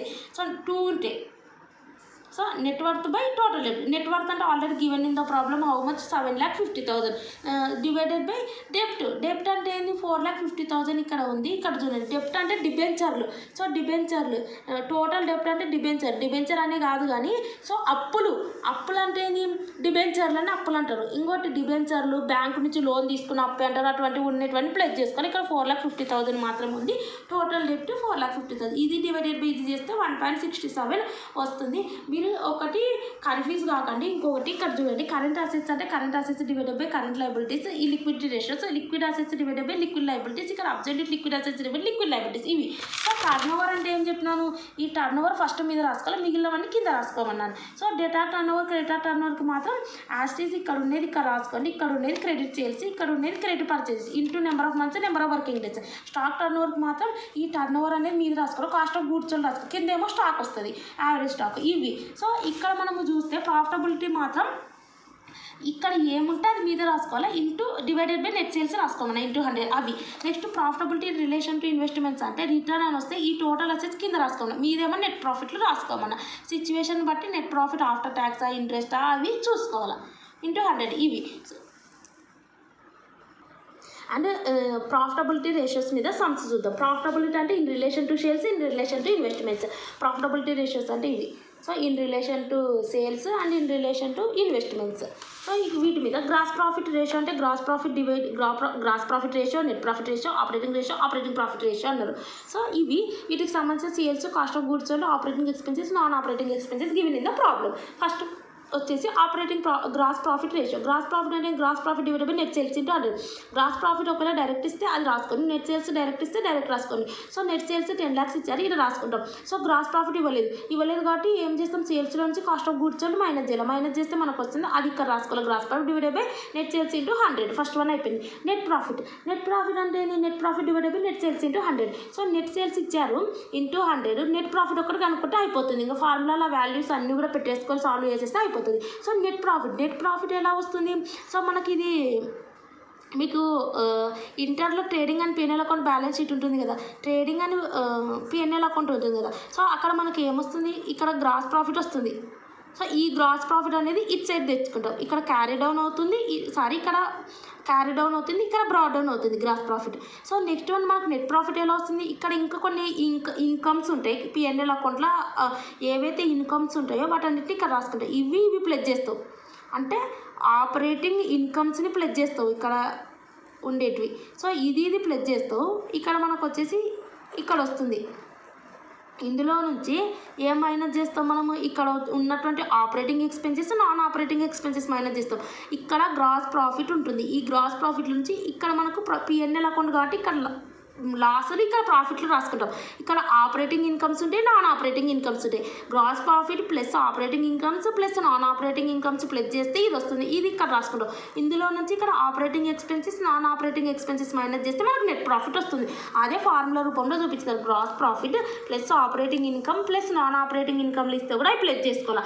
అందులో నుంచి minus operating expenses minus non operating expenses minus చేయాలి. సో ఇక్కడ మనకు operating income, non operating income ఇవ్వలేదు, సో ఇక్కడ ప్లస్ చేసేటివి. సో ఇవ్వలేదు కాబట్టి ఇదే డైరెక్ట్ రాసుకున్నాం, అంటే ఇక్కడ పెట్టుకున్నాం. ఇందులో నుంచి operating expenses, non operating expenses ఇచ్చినారు. ఇక్కడ చూడండి, operating expenses 2 lakhs, non operating expenses 40,000. అంటే 2,40,000 4 lakhsలో నుంచి మైనస్ చేస్తే 1,60,000 వచ్చింది. That is net profit. అది divided by net sales into 100 చేస్తే వస్తుంది. అండ్ నెక్స్ట్ వచ్చేసి ఆపరేటింగ్ రేషియో. ఆపరేటింగ్ రేషియో అంటే operating cost divided by net sales into 100. Operating cost అంటే cost of goods sold plus operating expenses. Cost of goods sold already given in the problem 6 lakhs plus operating expenses అంటే 2 lakhs. So అవి రెండు plus చేస్తే operating cost వస్తుంది, divided by net sales into 100 చేసేస్తే అయిపోతుంది. And next వచ్చేసి operating profit. Operating profit అంటే ఏంటి, operating profit divided by net sales into 100. Operating profit ఎలా వస్తుందని ఆల్రెడీ నేను ఫార్ములా చెప్పినాను. గ్రాస్ ప్రాఫిట్లో నుంచి ఆపరేటింగ్ ఎక్స్పెన్సెస్ మైనస్ చేయాలి. సో గ్రాస్ ప్రాఫిట్లో నుంచి ఆపరేటింగ్ ఎక్స్పెన్సెస్ మైనస్ చేస్తే మనకు వచ్చేసి ఆపరేటింగ్ ప్రాఫిట్ వస్తుంది. సో ఇక్కడ చూడండి, గ్రాస్ ప్రాఫిట్లో నుంచి ఆపరేటింగ్ ఎక్స్పెన్సెస్ మైనస్ చేయాలి. సో గ్రాస్ ప్రాఫిట్ ఎంత అనేది మనం చూద్దాం. ఇక్కడ మనం చూస్తే గ్రాస్ ప్రాఫిట్ వచ్చేసి ఇక్కడ అదో 4 lakhs ఉంది, ఇక్కడ క్యాలిక్యులేట్ చేసాం కదా ఇక్కడికి. సో ఈ 4 lakhsలో నుంచి ఇక్కడ వీళ్ళు ఏమో ఇచ్చారు, కానీ మన ఫార్ములానే నేను చెప్తున్నా. గ్రాస్ ప్రాఫిట్లో నుంచి ఆపరేటింగ్ ఎక్స్పెన్సెస్ మైనస్ చేయాలి. ఆపరేటింగ్ ఎక్స్పెన్సెస్ ఎంత, 2 lakhs. సో ఈ 2 lakhs అనేది మైనస్ చేస్తే మనకి ఎంత వస్తుంది, 2 lakhs కదా. 4 lakhs నుంచి 2 lakhs చేస్తే ఎంత, 2 lakhs వస్తుంది. సో ఈ 2 lakhs అనేది ఇక్కడ పెట్టుకోవాలి, divided by net sales into 100 అయిపోయింది. అండ్ నెక్స్ట్ క్వశ్చన్ చూద్దాం. ఇక్కడ చూస్తే ట్రేడింగ్ అండ్ పిఎన్ఎల్ అకౌంట్ అని ఇచ్చారు. వీళ్ళు ఏం క్యాలిక్యులేట్ చేయమన్నారంటే చూడండి, gross profit, net profit profit ratio, operating ratio, expense ratio. Gross profit అంటే gross profit divided by net sales into 100. Gross profit ఇక్కడ ఇచ్చిన 1,84,000 డివైడెడ్ బై నెట్ సేల్స్ అంటే 4 lakhs into 100. Net profit ratio అంటే ఇక్కడ net profit ఇచ్చారు, divided by net sales into 100. Next one వచ్చేసి operating profit అంటే operating profit ratio divided by net sales into operating profit అంటే gross ప్రాఫిట్లో నుంచి operating expense minus చేయాలి. ఇదేమో గ్రాస్ ప్రాఫిట్ 1,84,000లో నుంచి ఆపరేటింగ్ ఎక్స్పెన్స్ మైనస్ చేయాలి. ఆపరేటింగ్ ఎక్స్పెన్సెస్ అంటే ఇక్కడ ఏమేమి ఉంటాయంటే చూడండి, so administrative expenses and selling and distribution expenses, ఇవి రెండింటిని గుర్తుపెట్టుకొని ఆపరేటింగ్ ఎక్స్పెన్సెస్ అంటే ఆపరేటింగ్ అంటే ఏంటంటే ఒక గుడ్డు తయారు చేసి ఆ గుడ్డు అనేది కన్జ్యూమర్కి రీచ్ అయ్యేంత వరకు మనం పెట్టుకునేటివన్నీ ఆపరేటింగ్ ఎక్స్పెన్సెస్. సో ఒకటి అడ్మినిస్ట్రేటివ్ ఎక్స్పెన్సెస్ ఉంటాయి. సో అంటే కంపెనీ ఒక డైలీ ఒక యాక్టివిటీస్ రన్ కావడానికి అడ్మినిస్ట్రేషన్ ఎక్స్పెన్సెస్. సెల్లింగ్ అంటే సెల్లింగ్ చేసేటప్పుడు, డిస్ట్రిబ్యూషన్ అంటే మధ్యలో డిస్ట్రిబ్యూటర్లకు, వీటన్నిటిని ఎక్స్పెన్సెస్ పెట్టుకుంటాం కదా, వీటన్నిటిని ఆపరేటింగ్ ఎక్స్పెన్సెస్ అంటాం. సో గ్రాస్ ప్రాఫిట్లో నుంచి అంటే 1,84,000 నుంచి 10,000 14,000 మైనస్ చేయండి, అప్పుడు మీకు ఆపరేటింగ్ ప్రాఫిట్ వస్తుంది.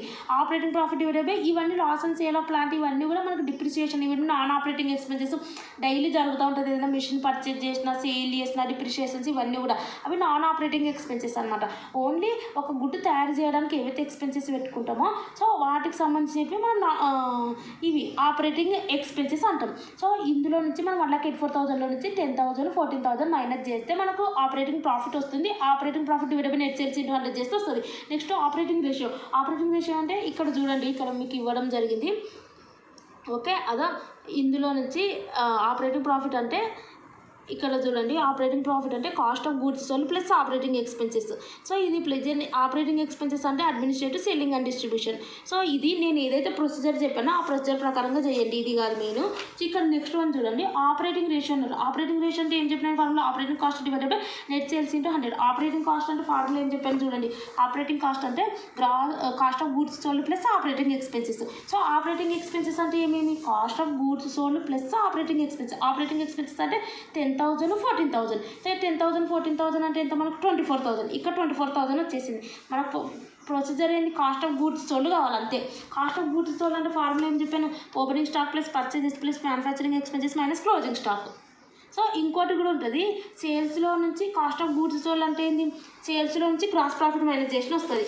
సో కాబట్టి ఈ సింపుల్గా తీసుకోండి, 4 lakhsలో నుంచి 1,84,000 మైనస్ చేసిన కాస్ట్ ఆఫ్ గూడ్స్ సోల్డ్ వస్తుంది, అది ఇక్కడ పెట్టేసుకోండి. ఓకే, ఆ రకం కూడా చేసుకోవచ్చు.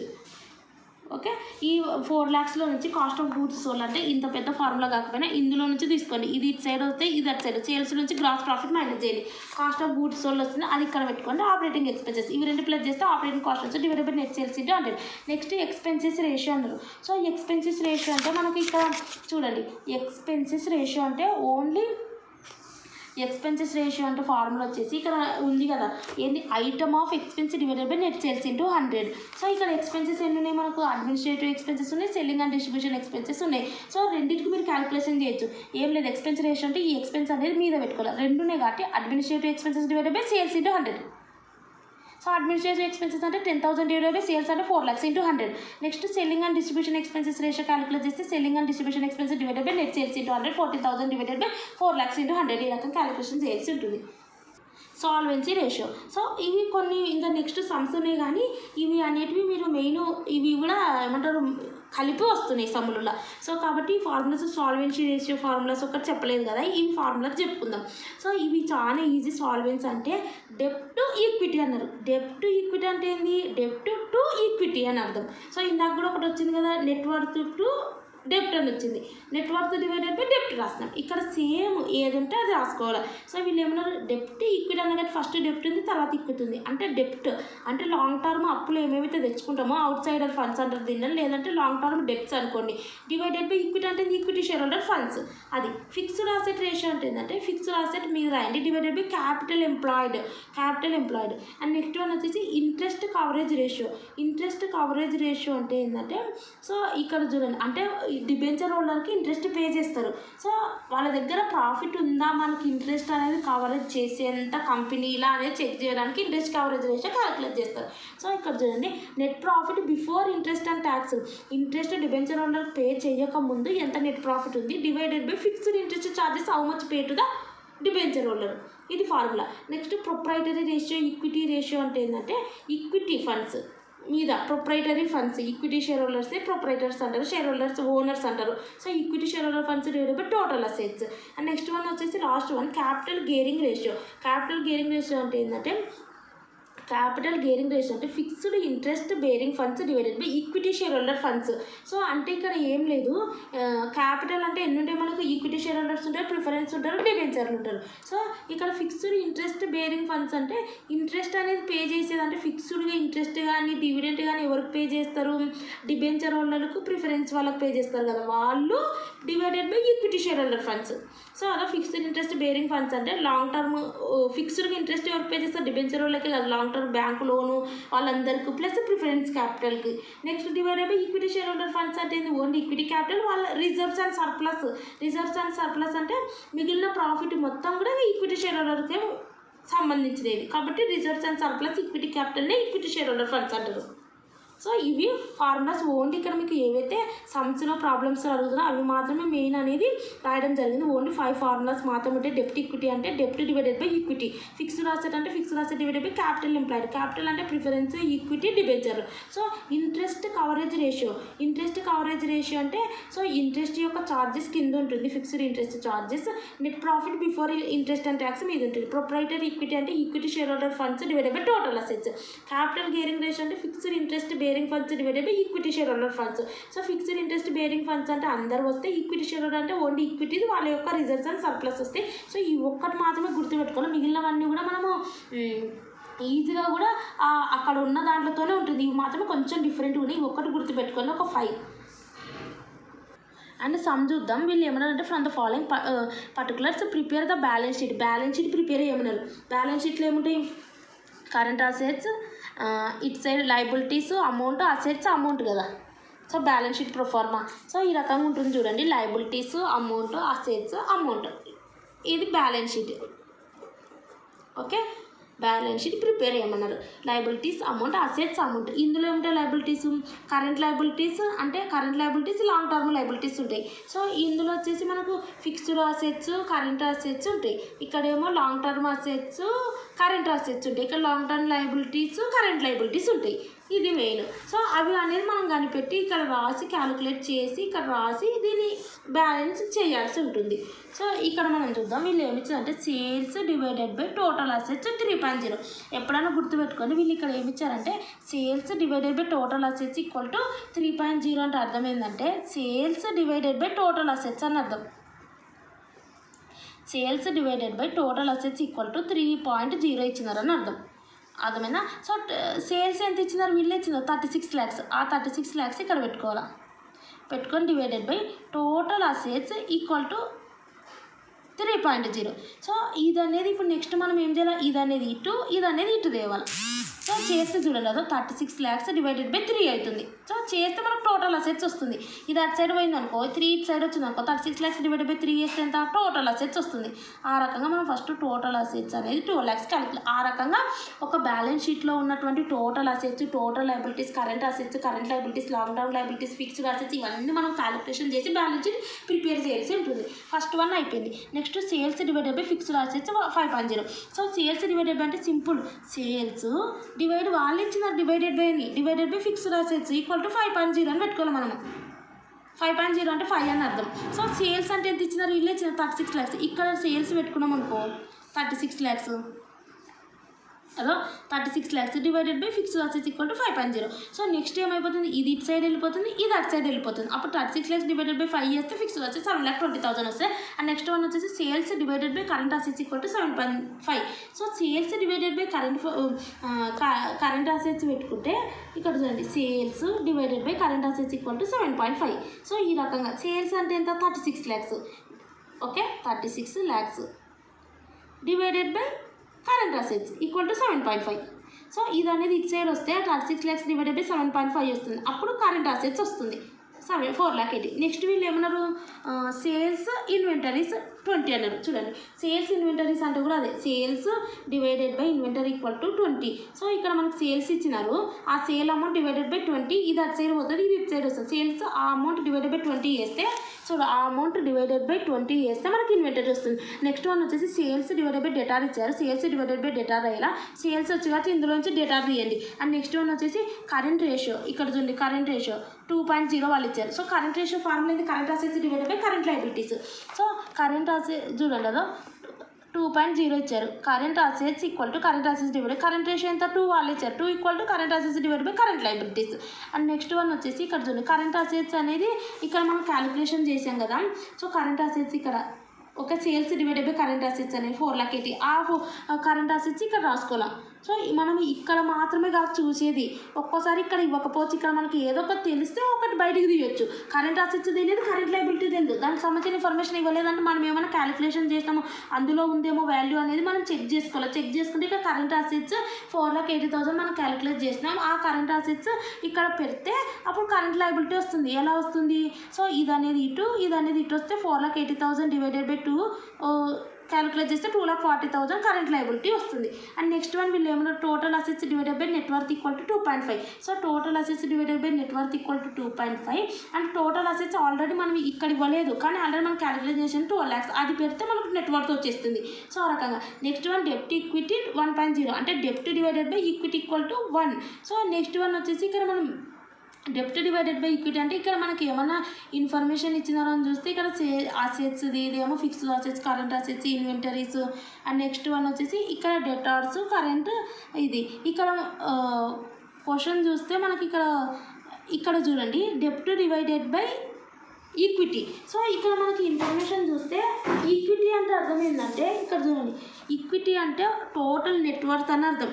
చూడండి కదా, ఈక్విటీ అన్న అండ్ నెట్వర్త్ అన్న ఒకటే. సో కాబట్టి ఇక్కడ ఆల్రెడీ మనం క్యాలిక్యులేషన్ చేసాం కదా, total assets divided by net worth equal to 2.5. Total assets అనేది ఆల్రెడీ మనం క్యాలిక్యులేట్ చేస్తే 12 lakhs వచ్చింది. ఆ 12 lakhs ఇక్కడ పెడితే మనకు నెట్ వర్త్ ఇందులో నుంచి వచ్చింది. ఈ నెట్ వర్త్ అనేది ఇక్కడ పెడితే ఎక్కడ ఈక్విటీ అన్న నెట్ వర్త్ అన్న ఒకటే. సో ఈ ఈక్విటీలో పెడితే మనకు డెప్ట్ వస్తుంది. సో ఇవి 1 by 1 మీరు క్యాలిక్యులేట్ చేస్తే వచ్చేస్తే. And next one last one వచ్చేసి డెప్ట్ ఈక్విటీ అయిపోయింది. సో అన్నీ మనం క్యాలిక్యులేషన్ చేసిస్తాం. సో ఈ వాల్యూస్ అన్నీ కూడా ఇక్కడ ఇన్సర్ట్ చేద్దాం. టోటల్ అసెట్స్ ఫస్ట్ మీరు పెట్టకండి. సో టోటల్ అసెట్స్ 12 lakhs అన్నారు కాబట్టి ఫస్ట్ ఫిక్స్డ్ అసెట్స్ రాయండి. సో మనకు ప్రొఫార్మ్ వచ్చేసి ఇది ఎలా క్యాలిక్యులేషన్ చేయాలంటే ఒకసారి చూడండి. ఇది చూడండి, మనకు liabilities, amount, assets, amount, balance sheet ఇలా ఉంది. వీళ్ళు ఏమన్నారంటే టోటల్ అసెట్స్ ఎంత 12 lakhs అన్నారు. అంటే వీళ్ళు ఏం చేసినారంటే ఇదే టోటల్ 12 lakhs అన్ని, ఇది బ్యాలెన్స్ షీట్ మనం టాలీ చేయాలి కదా, వాళ్ళే చేస్తారు 12 lakhs అని. అంటే ఆటోమేటిక్గా ఇటు సైడ్ కూడా మనకు 12 lakhs రావాలా. ఇవి రెండు ఇవి రెండు టాలీ కావాలా బ్యాలెన్స్ షీట్ అంటే, అది ఇచ్చారు. నెక్స్ట్ ఏం క్యాలిక్యులేట్ చేస్తాం, ఫిక్స్డ్ వచ్చి 7,20,000. So fixed assets 7,20,000. నెక్స్ట్ వాళ్ళు ఇంకేమి ఇచ్చారో చూద్దాం, మనం ఏం క్యాలిక్యులేషన్ చేసామో చూద్దాం. నెక్స్ట్ వచ్చేసి ఇక్కడ కరెంట్ అసెట్స్ ఎంత 4,80,000. సో ఈ కరెంట్ అసెట్స్ కూడా సపరేట్గా పెట్టుకోండి 4,80,000. ఎందుకంటే ఇక్కడ కావాలంటే మీరు రాసుకున్న ఇక్కడ చూడండి కరెంట్ అసెట్స్ అని ఇక్కడ పెట్టుకోండి. ఓకే, ఇక్కడ చూడండి, ఇక్కడ మనం ఇది సేల్స్ డివైడెడ్ బై ఇన్వెంటరీ ఇది చేస్తే మనకి ఏమొచ్చింది, ఇన్వెంటరీ వచ్చింది 1,80,000. సో ఈ ఇన్వెంటరీ ఇవన్నీ కూడా కరెంట్ అసెట్స్. ఆ కరెంట్ అసెట్స్ యొక్క టోటల్ ఇచ్చినారు. అంటే టోటల్ ఎంత ఇచ్చినారు మనకు 4,80,000. ఇది అవుట్ సైడ్ కాలంలో ఏంటి కావాలంటే 4,80,000 ఇక్కడ. సో ఏమేమి ప్లస్ చేస్తే ఇన్వెంటరీ ఎంత 1,80,000. ఓకే, నెక్స్ట్ వన్ వచ్చేసి ఇక్కడ డెటార్ 2,40,000.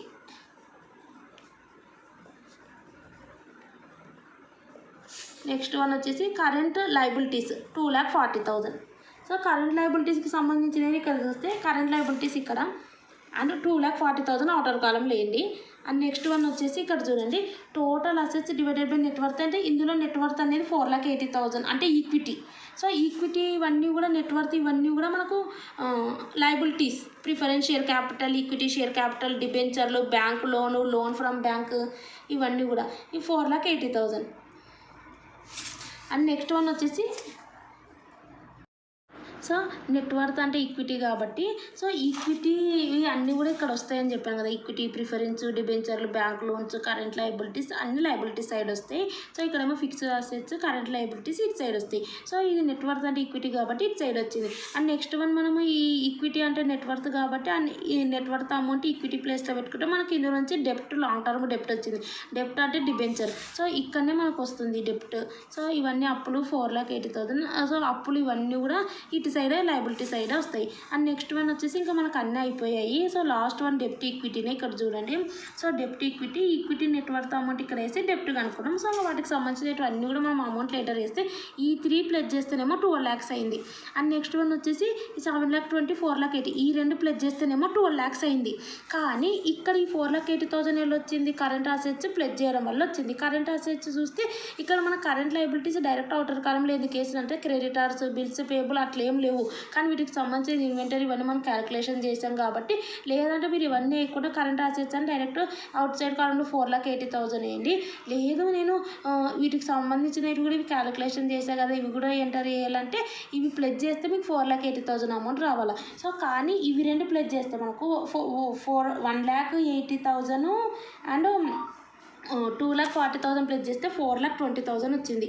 సో కాబట్టి మనకి ఇంకా మిగిలిన బ్యాలెన్స్ ఎంత 60,000 ఉంది. సో ఈ 3 ప్లస్ చేస్తేనే మనకు అవుటర్ కరెంట్ 4,00,000 అంటే ఈ 60,000 అనేది ఏంటి, ఇవేమో కరెంట్ అసెట్స్ ఇవి రెండు. ఈ 60,000 ఏంటంటే లిక్విడ్ అసెట్స్.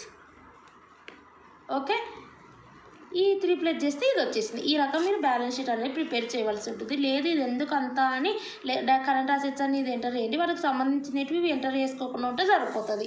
సో ఆ రకం కూడా చేస్తే. అండ్ నెక్స్ట్ క్వశ్చన్ చూద్దాం. ఇక్కడ మనకు ద ఫైనాన్షియల్ ఇక్కడ ఇన్ఫర్మేషన్ ఇచ్చారు. Particulars cash, sundry debtors, short term investments, stock, prepared expenses, total current assets, current liabilities, డిబెంచర్లు, అండ్ ఇక్కడ చూస్తే equity share capital, retain earnings ఇచ్చారు. సో ఇది వచ్చేసి మనకు బ్యాలెన్స్ షీట్ ఇచ్చారు. ఇక్కడనేమో P&L అకౌంట్ ఇచ్చారు. Statement of profit for the year ended 31st March 2013. సేల్స్లో నుంచి గ్రాస్ ప్రాఫిట్ మైనస్ చేస్తే EBIT వచ్చింది. ఇందు నుంచి ఇంట్రెస్ట్ మైనస్ చేస్తే EBT వచ్చింది. EBIT అంటే earning before interest tax. So interest minus చేసినాక నెక్స్ట్ వచ్చేసి ఇంట్రెస్ట్ అనేది అనేది వెళ్ళిపోతుంది, ఓన్లీ EBT మిగులుతుంది. సో ఇందులో నుంచి మళ్ళీ ట్యాక్స్గా మైనస్ చేసినాక ఓన్లీ అర్నింగ్ వస్తుంది. సో అది కూడా ప్రాఫిట్ అర్నింగ్ ఆఫ్టర్ ట్యాక్స్ లేదంటే ప్రాఫిట్ ఆఫ్టర్ ట్యాక్స్ అని వస్తుంది. సో ఇది ఇందులో మనకి ఏం ప్రిపేర్ చేయమంటే కరెంట్ రేషియో, లిక్విడ్ రేషియో, డెప్ట్ ఈక్విటీ రేషియో, అండ్ ఇక్కడ వచ్చేసి ROCE, average collection period. So current ratio అంటే మనకి easy, current assets divided by current liabilities. Current assets అంటే ఇక్కడ చూద్దాం, వాళ్ళే టోటల్ కరెంట్ అసెట్స్ 30,50,000 వాళ్ళు ఇచ్చారు, divided by current liabilities. Current liabilities అంటే ఓన్లీ 10 lakhs మాత్రం ఉంది. These are the long term liabilities. 10% debenture, equity share capital, retain earnings. Retain earnings అంటే రిజర్వ్స్ అండ్ సర్ప్లస్ అని అర్థం. సో ఇది ఈక్విటీ ఫండ్స్కి వెళ్ళిపోతుంది అమౌంట్, ఈక్విటీ షేర్ హోల్డర్ ఫండ్స్కి. ఇది ఫస్ట్ వన్ అయిపోయింది. Next one liquid ratio. Liquid ratio అంటే ఏంది, liquid liabilities divided by liquid assets divided by liquid liabilities. So ఇది. సో లిక్విడ్ అసెట్స్ అంటే ఆల్రెడీ కరెంట్ అసెట్స్ క్యాలిక్యులేట్ చేసాం కదా అమౌంట్. అంటే ఆల్రెడీ వాళ్ళు ఇచ్చారు కరెంట్ అసెట్స్ 30,50,000. ఈ 30,50,000 నుంచి ఏమేమి మైనస్ చేయాలి, స్టాక్, ప్రిపేర్డ్ ఎక్స్పెన్సెస్ మైనస్ చేయాలి. సో ఇందులో మనం చూసుకోవాలి స్టాక్, ప్రిపేర్డ్ ఎక్స్పెన్సెస్ ఏమన్నా ఉన్నాయంటే స్టాక్ ఉంది, ప్రిపేర్డ్ ఎక్స్పెన్సెస్ ఉంది. 21,60,000, 10,000, 30,50,000 నుంచి మైనస్ చేస్తే లిక్విడ్ అసెట్స్ వస్తాయి. డివైడెడ్ బై లిక్విడ్ లయబిలిటీస్ అంటే ఇందులో నుంచి మనం cash, credit, bank overdraft minus చేయాలి. ఇందులో మనకు cash, credit, bank over draft లేదు కాబట్టి కరెంట్ లయబిలిటీస్ని మనం లిక్విడ్ లయబిలిటీస్గా రాసేసుకోవాలా, లేదు కాబట్టి ఆ రకంగా లిక్విడ్. డెప్ట్ ఈక్విటీ అంటే ఏంటి, డెప్ట్ divided by equity. Okay, డెప్ట్ divided by equity. డెప్ట్ అంటే ఏంటి, అప్పులు. సో ఇక్కడ ఏమేమి అప్పులు ఉన్నాయి, అప్పులు ఎక్కడ ఉంటాయి మనకు, అప్పులు డెప్ట్ డివైడెడ్ బై ఈక్విటీ అంటే అప్పులు, ఆస్తులు ఎక్కడ ఉంటాయి, ఇక్కడ ఉంటాయి బ్యాలెన్స్ షీట్లో. సో ఇక్కడ చూద్దాం అప్పులు ఏమేమి ఉన్నాయి. ఇక్కడ మనకు చూస్తే cash, sundry debtors, short term investments, stock, prepared expenses, ఇవన్నీ current assets, total current assets. Current liabilities ఇక్కడ మనకు అప్పులు అంటే ఏమేమి చెప్పిన, అప్పులు అంటే ఏవే ఉంటాయంటే డిబెంచర్లు, అండ్ నెక్స్ట్ వన్ వచ్చేసి బ్యాంకు లోన్లు. ఎందుకు అప్పులు అంటే వాళ్ళకు మనం అప్పు తెచ్చుకుంటున్నాం అమౌంట్, వాళ్ళకి ఇంట్రెస్ట్ పే చేస్తున్నాం. సో ఈక్విటీ షేర్ హోల్డర్స్ అప్పు అన్నారు, ఓనర్స్ ఆఫ్ ద కంపెనీ అంటారు. ఓకే, డిబెంచర్లను మాత్రం క్రెడిటార్స్ ఆఫ్ ద కంపెనీ అంటారు, మనం క్రెడిట్ తెచ్చుకుంటున్నాం. సో కాబట్టి డిబెంచర్లు 16 అది ఇక్కడ రాయాలి. డిబెంచర్లు మొత్తం ఎంత ఫండ్స్ తెచ్చుకుంటున్నాం, లాంగ్ టర్మ్ డెప్ట్స్ అనేది ఇక్కడ. సో మొత్తం అమౌంట్ ఎంత అప్పు తెచ్చుకుందాం, 16 lakhs డివైడెడ్ బై ఈక్విటీ యొక్క క్యాపిటల్ ఎంత, 20 lakhs ప్లస్ దీనికి ఈక్విటీ క్యాపిటల్కి ఏమేమి చెప్పినాం, ఈక్విటీ క్యాపిటల్ అంటే ఈక్విటీ ప్లస్ రిటైన్ ఎర్నింగ్స్ కూడా వస్తుంది, reserves and surplus. So 20 lakhs plus 8 lakhs 28 lakhs. So ఇక్కడ మొత్తానికి 16 lakhs డివైడెడ్ బై 28 lakhs చేస్తే డెప్ట్ ఈక్విటీ వస్తుంది. నెక్స్ట్ ROCE అంటే ఏం చెప్పినా, ROCE అంటే return on capital employed. So ఇట్లా రిటర్న్ ఆన్ క్యాపిటల్ ఎంప్లాయిడ్ వస్తే ఏం చెప్పినా, డివైడెడ్ బై క్యాపిటల్ ఎంప్లాయిడ్ కింద రాసుకోండి, మీద నెట్ ప్రాఫిట్ వస్తుంది అన్న. సో ఆ క్యాపిటల్ ఎంప్లాయిడ్ అంటే ఏమొస్తుందని చెప్పిన, బిఫోర్ ఇంట్రెస్ట్ అండ్ ట్యాక్స్ వస్తుందన్న. Before interest. క్యాపిటల్ ఎంప్లాయిడ్ అంటే ఏంటంటే డిబెంచర్ కంటే ముందు ఉన్నదాన్ని క్యాపిటల్ ఎంప్లాయిడ్ అంటారు. సో డిబెంచర్ కంటే ముందున్న ప్రాఫిట్ ఏమంటాం మనము, డిబెంచర్కి ఇంట్రెస్ట్ పే చేస్తాం కాబట్టి అంతకంటే ముందు అంటే బిఫోర్ ఇంట్రెస్ట్ అండ్ ట్యాక్స్ అని. సో కాబట్టి net profit before interest and tax divided by capital employed into 100. Okay, ఇవి మెయిన్ గుర్తుపెట్టుకోండి మీకు ఇది. Okay, formula. సో ఇప్పుడు మనకి ఏం కావాలంటే before interest and tax net profit. So net profit before interest and tax అంటే ఇదేమో ట్యాక్స్ అయిపోయినాక, అంతకంటే ముందు ఇది earning before interest and tax 12 lakhs. అంటే బిఫోర్ ఇంట్రెస్ట్ కట్టగాలేదు, ట్యాక్స్ కట్టగాలేదు, ఇది 12 lakhs.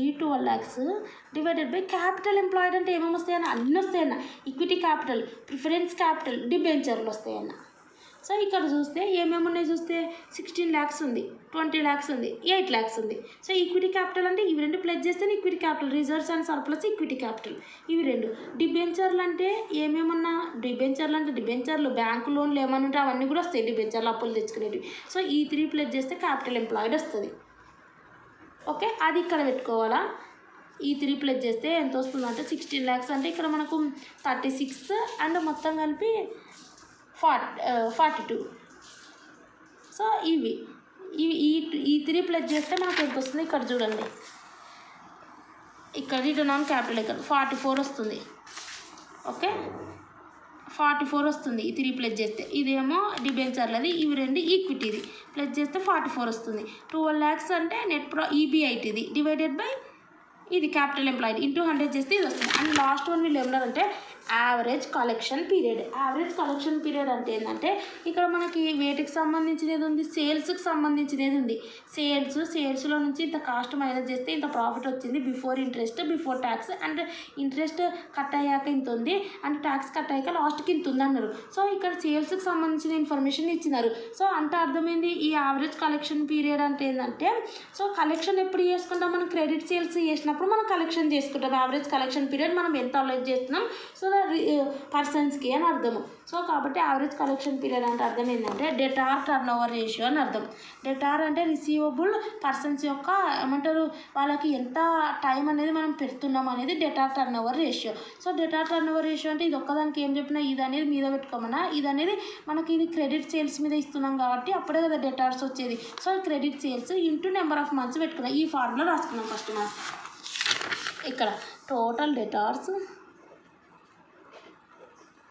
Divided by credit sales మనకు ఫార్ములా ఇది into number of months okay ఇది ఇంటూ నెంబర్ ఆఫ్ మంత్స్ దీన్ని మనం యావరేజ్ కలెక్షన్ పీరియడ్ అంటాం సో టోటల్ డేటాస్ ఇక్కడ ఉన్నారా చూద్దాం 4 lakhs ఉంది ఆ 4 lakhs క్రెడిట్ సేల్స్ చూద్దాం క్రెడిట్ సేల్స్ వచ్చేసి ఇక్కడ చూడండి ఈ సేల్స్ 40 lakhs ఉంది కదా ఇందులో 20% క్యాష్ సేల్స్ అంట అంటే మిగిలిన 80% క్రెడిట్ సేల్స్ ఈ 40 lakhs మీద 80% చేయండి 40 lakhs మీద 80% చేయండి చేస్తే క్రెడిట్ సేల్స్ వస్తుంది ఇంటూ నెంబర్ ఆఫ్ మంత్స్ ఇక్కడ చూద్దాం యావరేజ్ కలెక్షన్ పీరియడ్ అన్నారు కాబట్టి సో ఇక్కడ మనకి ఏమి ఇచ్చారు డేట్ అవర్స్ సో ఇక్కడ నెంబర్ ఆఫ్ మంత్స్ ఏమి ఇవ్వలేదు సో నెంబర్ ఆఫ్ మంత్స్ ఇవ్వలేదు కాబట్టి మనం మంత్స్ తీసుకోవద్దు సో నెంబర్ ఆఫ్ డేస్ తీసుకోవాలి సో ఈ ఇయర్కి మనకు ఎన్ని డేస్ ఉన్నాయి 365 డేస్ సో అది తీసుకోవాల్సి ఉంటుంది 365 డేస్ సో ఇక్కడ మనకి ఇన్ఫర్మేషన్ ఇచ్చారా అంటే క్యాషెస్ అంటే డేటార్స్ సో ఇక్కడ మనకి ఇన్ఫర్మేషన్ యావరేజ్ కలెక్షన్ పీరియడ్కి ఇవ్వలేదు కాబట్టి మనము ఏదో ఒకటి మనం కన్సిడర్ చేసి తీసుకోవచ్చు సో ఇక్కడ మనము 365 డేస్కి నేను తీసుకుంటున్నాను సో ఈ 4 lakhs డివైడెడ్ బై ఈ 40 lakhs మీద మనం 80% చేస్తే మనకు వచ్చిన అమౌంట్ సో 3,20,000 సో ఈ 4 lakhs డివైడెడ్ బై మనము 40 lakhs మీద 80% చేస్తే 32 lakhs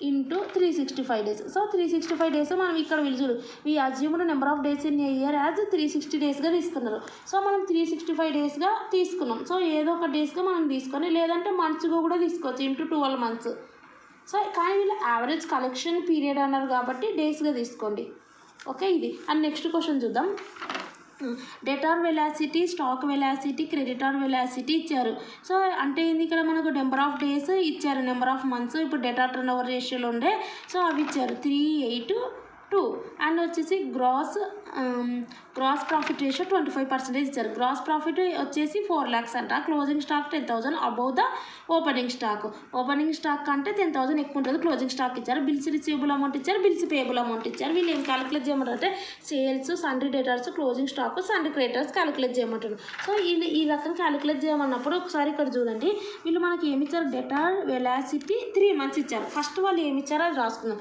డెటార్ వెలాసిటీ 3 months ఇచ్చారు సో ఇక్కడ మనం ఫార్ములా రాసుకుందాం ఫస్ట్ మనకు debtor turn over ratio formula ఏంది, total debtors divided by credit sales into వాళ్ళు మంత్స్ ఇచ్చారు కదా డేటార్ వెలాసిటీ అని. సో నెంబర్ ఆఫ్ మంత్స్ రాసుకోవాలి equal to 3. Debtor velocity equal to 3 అంటే debtor turn over ratio formula ఏంది, ఇక్కడ మన డేటార్ టర్న్ ఓవర్ రేషియో అంటే total debtors divided by credit sales into number of months equal to 3. ఒకవేళ వాళ్ళు days ఇస్తే into number of days equal to 3 months ఇచ్చారు కాబట్టి మనం నెంబర్ ఆఫ్ మంత్స్ రాసుకున్నాం. Number of months in year ఎంత 12. So ఇక్కడ చూడండి టోటల్ డేటార్స్ ఇప్పుడు మనకి ఏం కావాలా, ఇక్కడ చూడండి divided by into number of months in year ఎంత 12 మంత్స్ ఈక్వల్ టు 3. సో ఇప్పుడు మనకు క్రెడిట్ సేల్స్ కావాలి. సో క్రెడిట్ సేల్స్ కావాలంటే వీళ్ళు ఇక్కడ ఇన్ఫర్మేషన్ ఏమి ఇచ్చారు చూడండి, ఇక్కడ చూడండి గ్రాస్ ప్రాఫిట్ ఏమో 25% అంట, గ్రాస్ ప్రాఫిట్ రేషియో ఏమో 25%, గ్రాస్ ప్రాఫిట్ ఎంత అంటే 4 lakhs అంట. అండ్ నెక్స్ట్ వన్ వచ్చేసి క్లోజింగ్ స్టాక్ ఇది ఇచ్చారు. సో ఇక్కడ మనం ఒకటి చూద్దాం. So gross profit ratio, so gross profit ratio ఎంత అన్నారు 25 ఇచ్చారు కదా. సో అది gross profit divided by sales into 100 equal to 25.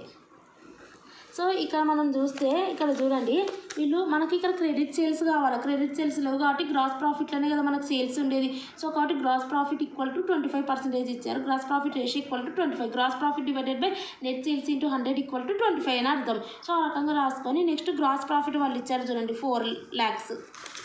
So ఇక్కడ మనం 4 lakhs పెట్టుకుంటే okay divided by sales into 100 equal to 25. So ఇది అనేది అటు సైడ్ వెళ్ళిపోతుంది, ఇది ఇటు సైడ్ తెద్దాం 4 lakhs, ఇది ఇటు సైడ్ డివైడెడ్ బైకి వస్తుంది ఇంటూ 100 ఈక్వల్ టు సేల్స్ అవతలకి వెళ్ళిపోతుంది. సో ఇది క్యాలిక్యులేషన్ చేద్దాం. అండ్ ఇక్కడ మనం చూస్తే ఇది డివైడెడ్ బై ఇది ఏంటి అంటే 4 lakhs డివైడెడ్ బై 25 చేయండి, చేస్తే సమ్ ఆన్సర్ వస్తుంది ఇంటూ 100 చేయండి క్యాలిక్యులేటర్లో, చేస్తే మీకు 16 lakhs వస్తుంది. సో ఈ 16 lakhs అనేది సేల్స్. సో ఇదే ఫార్ములా మనం ఎందుకు తీసుకున్నామంటే ఇక్కడ మనకి ఏదన్నా సేల్స్ కావాలి మనకు మెయిన్. సో కాబట్టి మనకు గ్రాస్ ప్రాఫిట్ రేషియో వాళ్ళు ఇచ్చారు కదా 25, ఇందులో నుంచి మనం సేల్స్ తీసుకున్నాం. సో సేల్స్ ఇచ్చారు, ఇక్కడ ఇన్ఫర్మేషన్ మనం క్లారిటీగా గమనిస్తే data turnover stock velocity credit వీటన్నిటికీ సేల్స్ ఇంపార్టెంటే. సో సేల్స్ లేని మనం ఇవి క్యాలిక్యులేట్ చేయలేం కాబట్టి గ్రాస్ ప్రాఫిట్ రేషియో 25% ఇచ్చారు కాబట్టి gross profit divided by sales into 100 equal to 25. ఆ గ్రాస్ ప్రాఫిట్ మనకు తెలుసు కాబట్టి ఇందు నుంచి సేల్స్ తీసేసినాం. సో సేల్స్ వాల్యూ వచ్చింది కాబట్టి అది ఇక్కడ మనకు ఫార్ములా ఇక్కడ మనకి ఏం కావాలో ఒకసారి మనం గమనిస్తే క్రెడిట్ సేల్స్ కావాలా, కానీ వాళ్ళు ఇన్ఫర్మేషన్లో క్యాష్ సేల్స్ ఎంత క్రెడిట్ సేల్స్ ఎంత ఏమి ఇవ్వలేదు కాబట్టి ఈ టోటల్ అమౌంట్ క్రెడిట్ సేల్స్గా కన్సిడర్ చేసి రాసేసుకోవాలి మనం. ఒకవేళ ఇస్తే క్యాష్ సేల్స్లో నుంచి ఏమంటారు ఈ టోటల్ సేల్స్లో నుంచి క్యాష్ సేల్స్ ఏమన్నా ఇస్తే మైనస్ చేయండి, చేస్తే క్రెడిట్ సేల్స్ వస్తుంది. వాళ్ళు ఇవ్వలేదు కాబట్టి టోటల్ 16 lakhs అమౌంట్ అనేది ఇక్కడ రాసేసుకోవాలి ఇంటూ 100 ఈక్వల్ టు 3. సో ఇప్పుడు నెక్స్ట్ మనం ఏం చేయాలి, టోటల్ డేటార్స్ ఎలా వస్తుందంటే ఇక్కడ చూడండి ఇది అనేది డివైడెడ్ బై ఉంది, అటు సైడ్ వెళ్తే ఇంటూకి వెళ్తుంది అంటే 3 lakhs ఇంటూ 16 lakhs. ఓకే ఇది అనేది ఇంటూ ఉంది 12, అవతలకి పోతే డివైడెడ్ బై అవుతుంది ఇది. సో ఇది చేస్తే మనకు టోటల్ డేటార్స్ వస్తుంది అంటే 3 ఇంటూ 16 lakhs డివైడెడ్ బై 12 చేస్తే టోటల్ డేటార్ అమౌంట్ వస్తుంది. సో ఆ రకంగా చేస్తే జూలైలో 3 ఇంటూ 16 lakhs డివైడెడ్ బై 12 చేస్తే ఇది వచ్చింది. ఇందులో నుంచి టోటల్ డేటార్ అంటే రిసీవబుల్ అమౌంట్ అనమాట, కానీ ఇది ఆల్రెడీ ఏమన్నారంటే బిల్స్ రిసీవబుల్ అమౌంట్ అంటే ఇంత అమౌంట్ ఆల్రెడీ రిసీవ్ చేసుకున్నారు 25,000. సో కాబట్టి ఇది రిసీవబుల్స్, ఇది రిసీవబుల్. సో కాబట్టి ఈ 4 lakhsలో నుంచి బిల్స్ రిసీవబుల్ అంటే అలా రిసీవ్ చేసుకున్నారు, ఈ 4 lakhs నుంచి 25,000 అనేది అమౌంట్ రిసీవ్ చేసుకున్నారు కాబట్టి ఇది మైనస్ చేస్తే ఇంకా మిగిలినది మొత్తం వచ్చేది డేటార్. సో ఈ డేటార్ అంటే 3 ఇంటూ 16 lakhs డివైడెడ్ బై 12 చేస్తే మనకు డేటార్ వస్తుంది. ఇందులో నుంచి ఆల్రెడీ సమ్ అమౌంట్ 25,000 పే చేసినారంట, అది మైనస్ చేస్తే మనకు 3,75,000 వస్తుంది, అది డేటార్ మనకు. సో ఇక్కడ మనం క్యాలిక్యులేషన్ చేయమన్నది ఇక్కడ ఇచ్చిన దాంట్లో ఒకటి క్యాలిక్యులేషన్ చేసినాం, that is సన్రీ debtor. Next one ఇక్కడ మనం అండ్ సేల్ కూడా క్యాలిక్యులేషన్ చేసేసినాం, అది అయిపోయింది. నెక్స్ట్ వన్ చూద్దాం, ఇక్కడ ఉన్న దాంట్లోనే చేయాలి. ఇదేమో అయిపోయింది, ఫస్ట్ ఉపయోగించేసినాం, దీని ద్వారా 2 వచ్చినాయి. 2 అంటే డేటార్ వచ్చింది, దీనికోసం గ్రాస్ ప్రాఫిట్ కనుక అదే సేల్ కోసం గ్రాస్ ప్రాఫిట్ది కూడా చేసి ఈ గ్రాస్ ప్రాఫిట్ ద్వారా సేల్ కనుక్కున్నాం.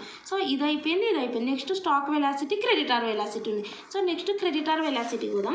సో క్రెడిటార్ వెలాసిటీ అంటే ఇక్కడ చూడండి క్రెడిటార్ వెలాసిటీ ఈక్వల్ టు వాళ్ళు ఎంత 2 months ఇచ్చారు, ఇది సేమ్ ఇదే ఫార్ములా అంటే డేటా టర్న్ ఓవర్ రేషియో ఫార్ములానే. టోటల్ ఇక్కడ మనకి ఏముంటుందంటే క్రెడిటార్స్ ఉంటారు, ఇదే ఫార్ములా టోటల్ డెటార్స్ ఇక్కడ క్రెడిటార్స్ డివైడెడ్ బై ఇక్కడ క్రెడిట్ సేల్స్ కాదు క్రెడిట్ పర్చేజెస్ ఉంటుంది ఇంటూ నెంబర్ ఆఫ్ మంత్స్ ఇచ్చారు కాబట్టి number of months equal to 2. So total creditors మనకు కావాలి total creditors divided by credit purchases కావాలి ఇక్కడ మనం చూస్తే okay credit purchases number of months already number of months ఎంత 12 ఈక్వల్ టు 2. సో ఇప్పుడు మనకి ఏం కావాలో క్రెడిట్ పర్చేస్ కావాలా క్రెడిట్ పర్చేస్కి సంబంధించిన ఇన్ఫర్మేషన్ ఇవ్వలేదు కాబట్టి ఇది అనేది అలాగే పెట్టాను. ఇంకా నెక్స్ట్ మిలిగినది ఏందనేది చూద్దాం. సో మిలిగినది ఏది స్టాక్ వెలాసిటీ ఉంది 8 months. సో ఇది క్యాలిక్యులేషన్ చేద్దాం. సో స్టాక్ వెలాసిటీ ఇక్కడ మనం క్యాలిక్యులేషన్ చేద్దాం. సో స్టాక్ వెలాసిటీ అంటే స్టాక్ టర్న్ ఓవర్ రేషియో అని అర్థం. Cost of goods sold divided by average stock. So ఇది ఫార్ములా మనకు. సో ఈ ఫార్ములా మనం యూజ్ చేద్దాం. సో వీళ్ళు ఎంత ఇచ్చిన స్టాక్ వెలాసిటీ అనేది చూస్తే 8 months ఇచ్చారు. So average stock. సో సపరేట్గా మనం ఫస్ట్ యావరేజ్ స్టాక్ అనేది క్యాలిక్యులేట్ చేద్దాం. సో ఇక్కడ మనం చూస్తే కాస్ట్ ఆఫ్ గూడ్స్ సోల్డ్ చూద్దాం. ఇక్కడ మనకి ఏమేమి కావాలా ఇక్కడ మనకి ఇంకెన్ని కావాలా చూడండి. సేల్స్ అయిపోయింది, సన్డే డేటర్స్ అయిపోయింది, క్లోజింగ్ స్టాక్ కావాలి మనకు. అంటే ఇందులో నుంచి మనకు కావాల్సింది ఏంటంటే ఈ స్టాక్ కావాలా. సో స్టాక్ కావాలంటే ఇందులో మనకు చూద్దాం కాస్ట్ ఆఫ్ గూడ్స్ సోల్డ్ అంటే ఫార్ములా ఏంది సేల్స్లో నుంచి గ్రాస్ ప్రాఫిట్ మైనస్ చేయాలి. సో సేల్స్ ఎంత మనకు ఆల్రెడీ మనం క్యాలిక్యులేషన్ చేసినాం కదా. సేల్స్ వచ్చేసి మనకి ఎంత వచ్చింది మనం క్యాలిక్యులేషన్ చేయాలి 16 lakhs వచ్చింది. ఈ 16 lakhsలో నుంచి గ్రాస్ ప్రాఫిట్ వాళ్ళు ఆల్రెడీ ఇచ్చారు ఇక్కడ 4 lakhs. ఇక్కడ చూడండి ఈ 4 lakhs మైనస్ చేస్తే 12 lakhs వస్తుంది. సో ఈ 12 lakhs ఇక్కడ పెట్టుకోవాలా 8 equal to 12 lakhs divided by average stock. So average stock. Next average stock గురించి క్యాలిక్యులేషన్ చేద్దాం. యావరేజ్ స్టాక్ అంటే opening stock plus closing stock divided by 2. So ఇందులో మనం చూస్తే ఇక్కడ చూద్దాం. ఇక్కడ వీళ్ళు ఏమన్నారంటే closing stock is 10,000 above the opening stock అన్నారు. సో క్లోజింగ్ స్టాక్ అంట ఈజ్ 10,000, క్లోజింగ్ స్టాక్ ఏమో 10,000 అంట, అబౌవ్ ద ఓపెనింగ్ స్టాక్ అన్నారు. సో ఇక్కడ మన closing stock is 10,000 above the opening stock. So ఇక్కడ మనం చేస్తే 8 ఈక్వల్ టు ఫస్ట్ అయితే మనం ఇదే రాసుకున్నాం 12 lakhs. సో ఇక్కడ మనకు యావరేజ్ స్టాక్ అంటే ఏంది opening stock plus closing stock divided by 2. Opening stock closing stock divided by 2. So 8 equal to 12 lakhs divided by వీళ్ళు ఏమన్నారు ఇక్కడ క్లోజింగ్ స్టాక్ ఏమో 10,000 అబౌవ్ ద ఓపెనింగ్ స్టాక్ అన్నారు. ఓపెనింగ్ స్టాక్ అంటే 10,000 ఎక్కువ ఉంటుంది అన్నారు. సో ఓపెనింగ్ స్టాక్ మనకు తెలియదు కాబట్టి ప్లస్ క్లోజింగ్ స్టాక్ ఎట్లా 10,000 ప్లస్ ఓపెనింగ్ స్టాక్ ఉంటుందని చెప్పినారు డివైడెడ్ బై 2. సో ఈ రకం మనం చేస్తే మనం నెక్స్ట్ వన్ వచ్చేసి ఇక్కడ చూడండి 8 ఈక్వల్ టు ఇక్కడ మనకు ఎంత వచ్చింది 12 lakhs divided by 2 opening stock 2 opening stock plus 10,000 divided by 2 ఉంది. సో ఇదంతా డివైడెడ్ బైలో ఉంది కాబట్టి ఇటు సైడ్ పంపిద్దాం ఇంటూ అవుతుంది. So 2 opening stock plus 10,000 divided by 2 equal to 12 lakhs వస్తుంది. ఓకే ఇక్కడ 8. సో ఇక్కడ మనం చూస్తే 2 ఓపెనింగ్ స్టాక్ ఇది అనేది 2 అనేది ఈ దీనికి ఎందుతుంది దీనికి ఎందుతుంది 2 opening stock divided by 2 plus 10,000 divided by 2 equal to 12 lakhs. ఇది క్యాన్సిల్ అవుతుంది అంటే ఓపెనింగ్ స్టాకు ఇది క్యాన్సిల్ అయితే మనకు 5,000 వస్తుంది ఈక్వల్ టు 12 lakhs.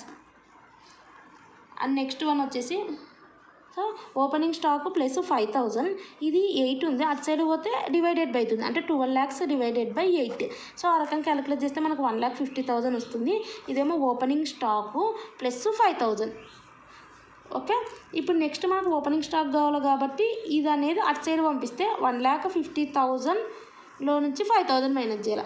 సో మనం ఇక్కడ చూస్తే 1,50,000లో నుంచి మైనస్ 5,000 1,45,000 చేస్తే మనకు ఓపెనింగ్ స్టాక్ వచ్చింది. సో ఇక్కడ మనం క్యాలిక్యులేషన్ చేయమన్నది ఏంది క్లోజింగ్ స్టాక్ అంటే ఏంది opening stock plus 10,000. So opening stock ఎంత 1,45,000 ప్లస్ 10,000 అంటే 1,55,000. సో ఈ రకంగా మనం క్యాలిక్యులేషన్ చేయాల్సి ఉంటుంది. సో ఇక్కడ క్లోజింగ్ స్టాక్ వచ్చేసింది 1,55,000.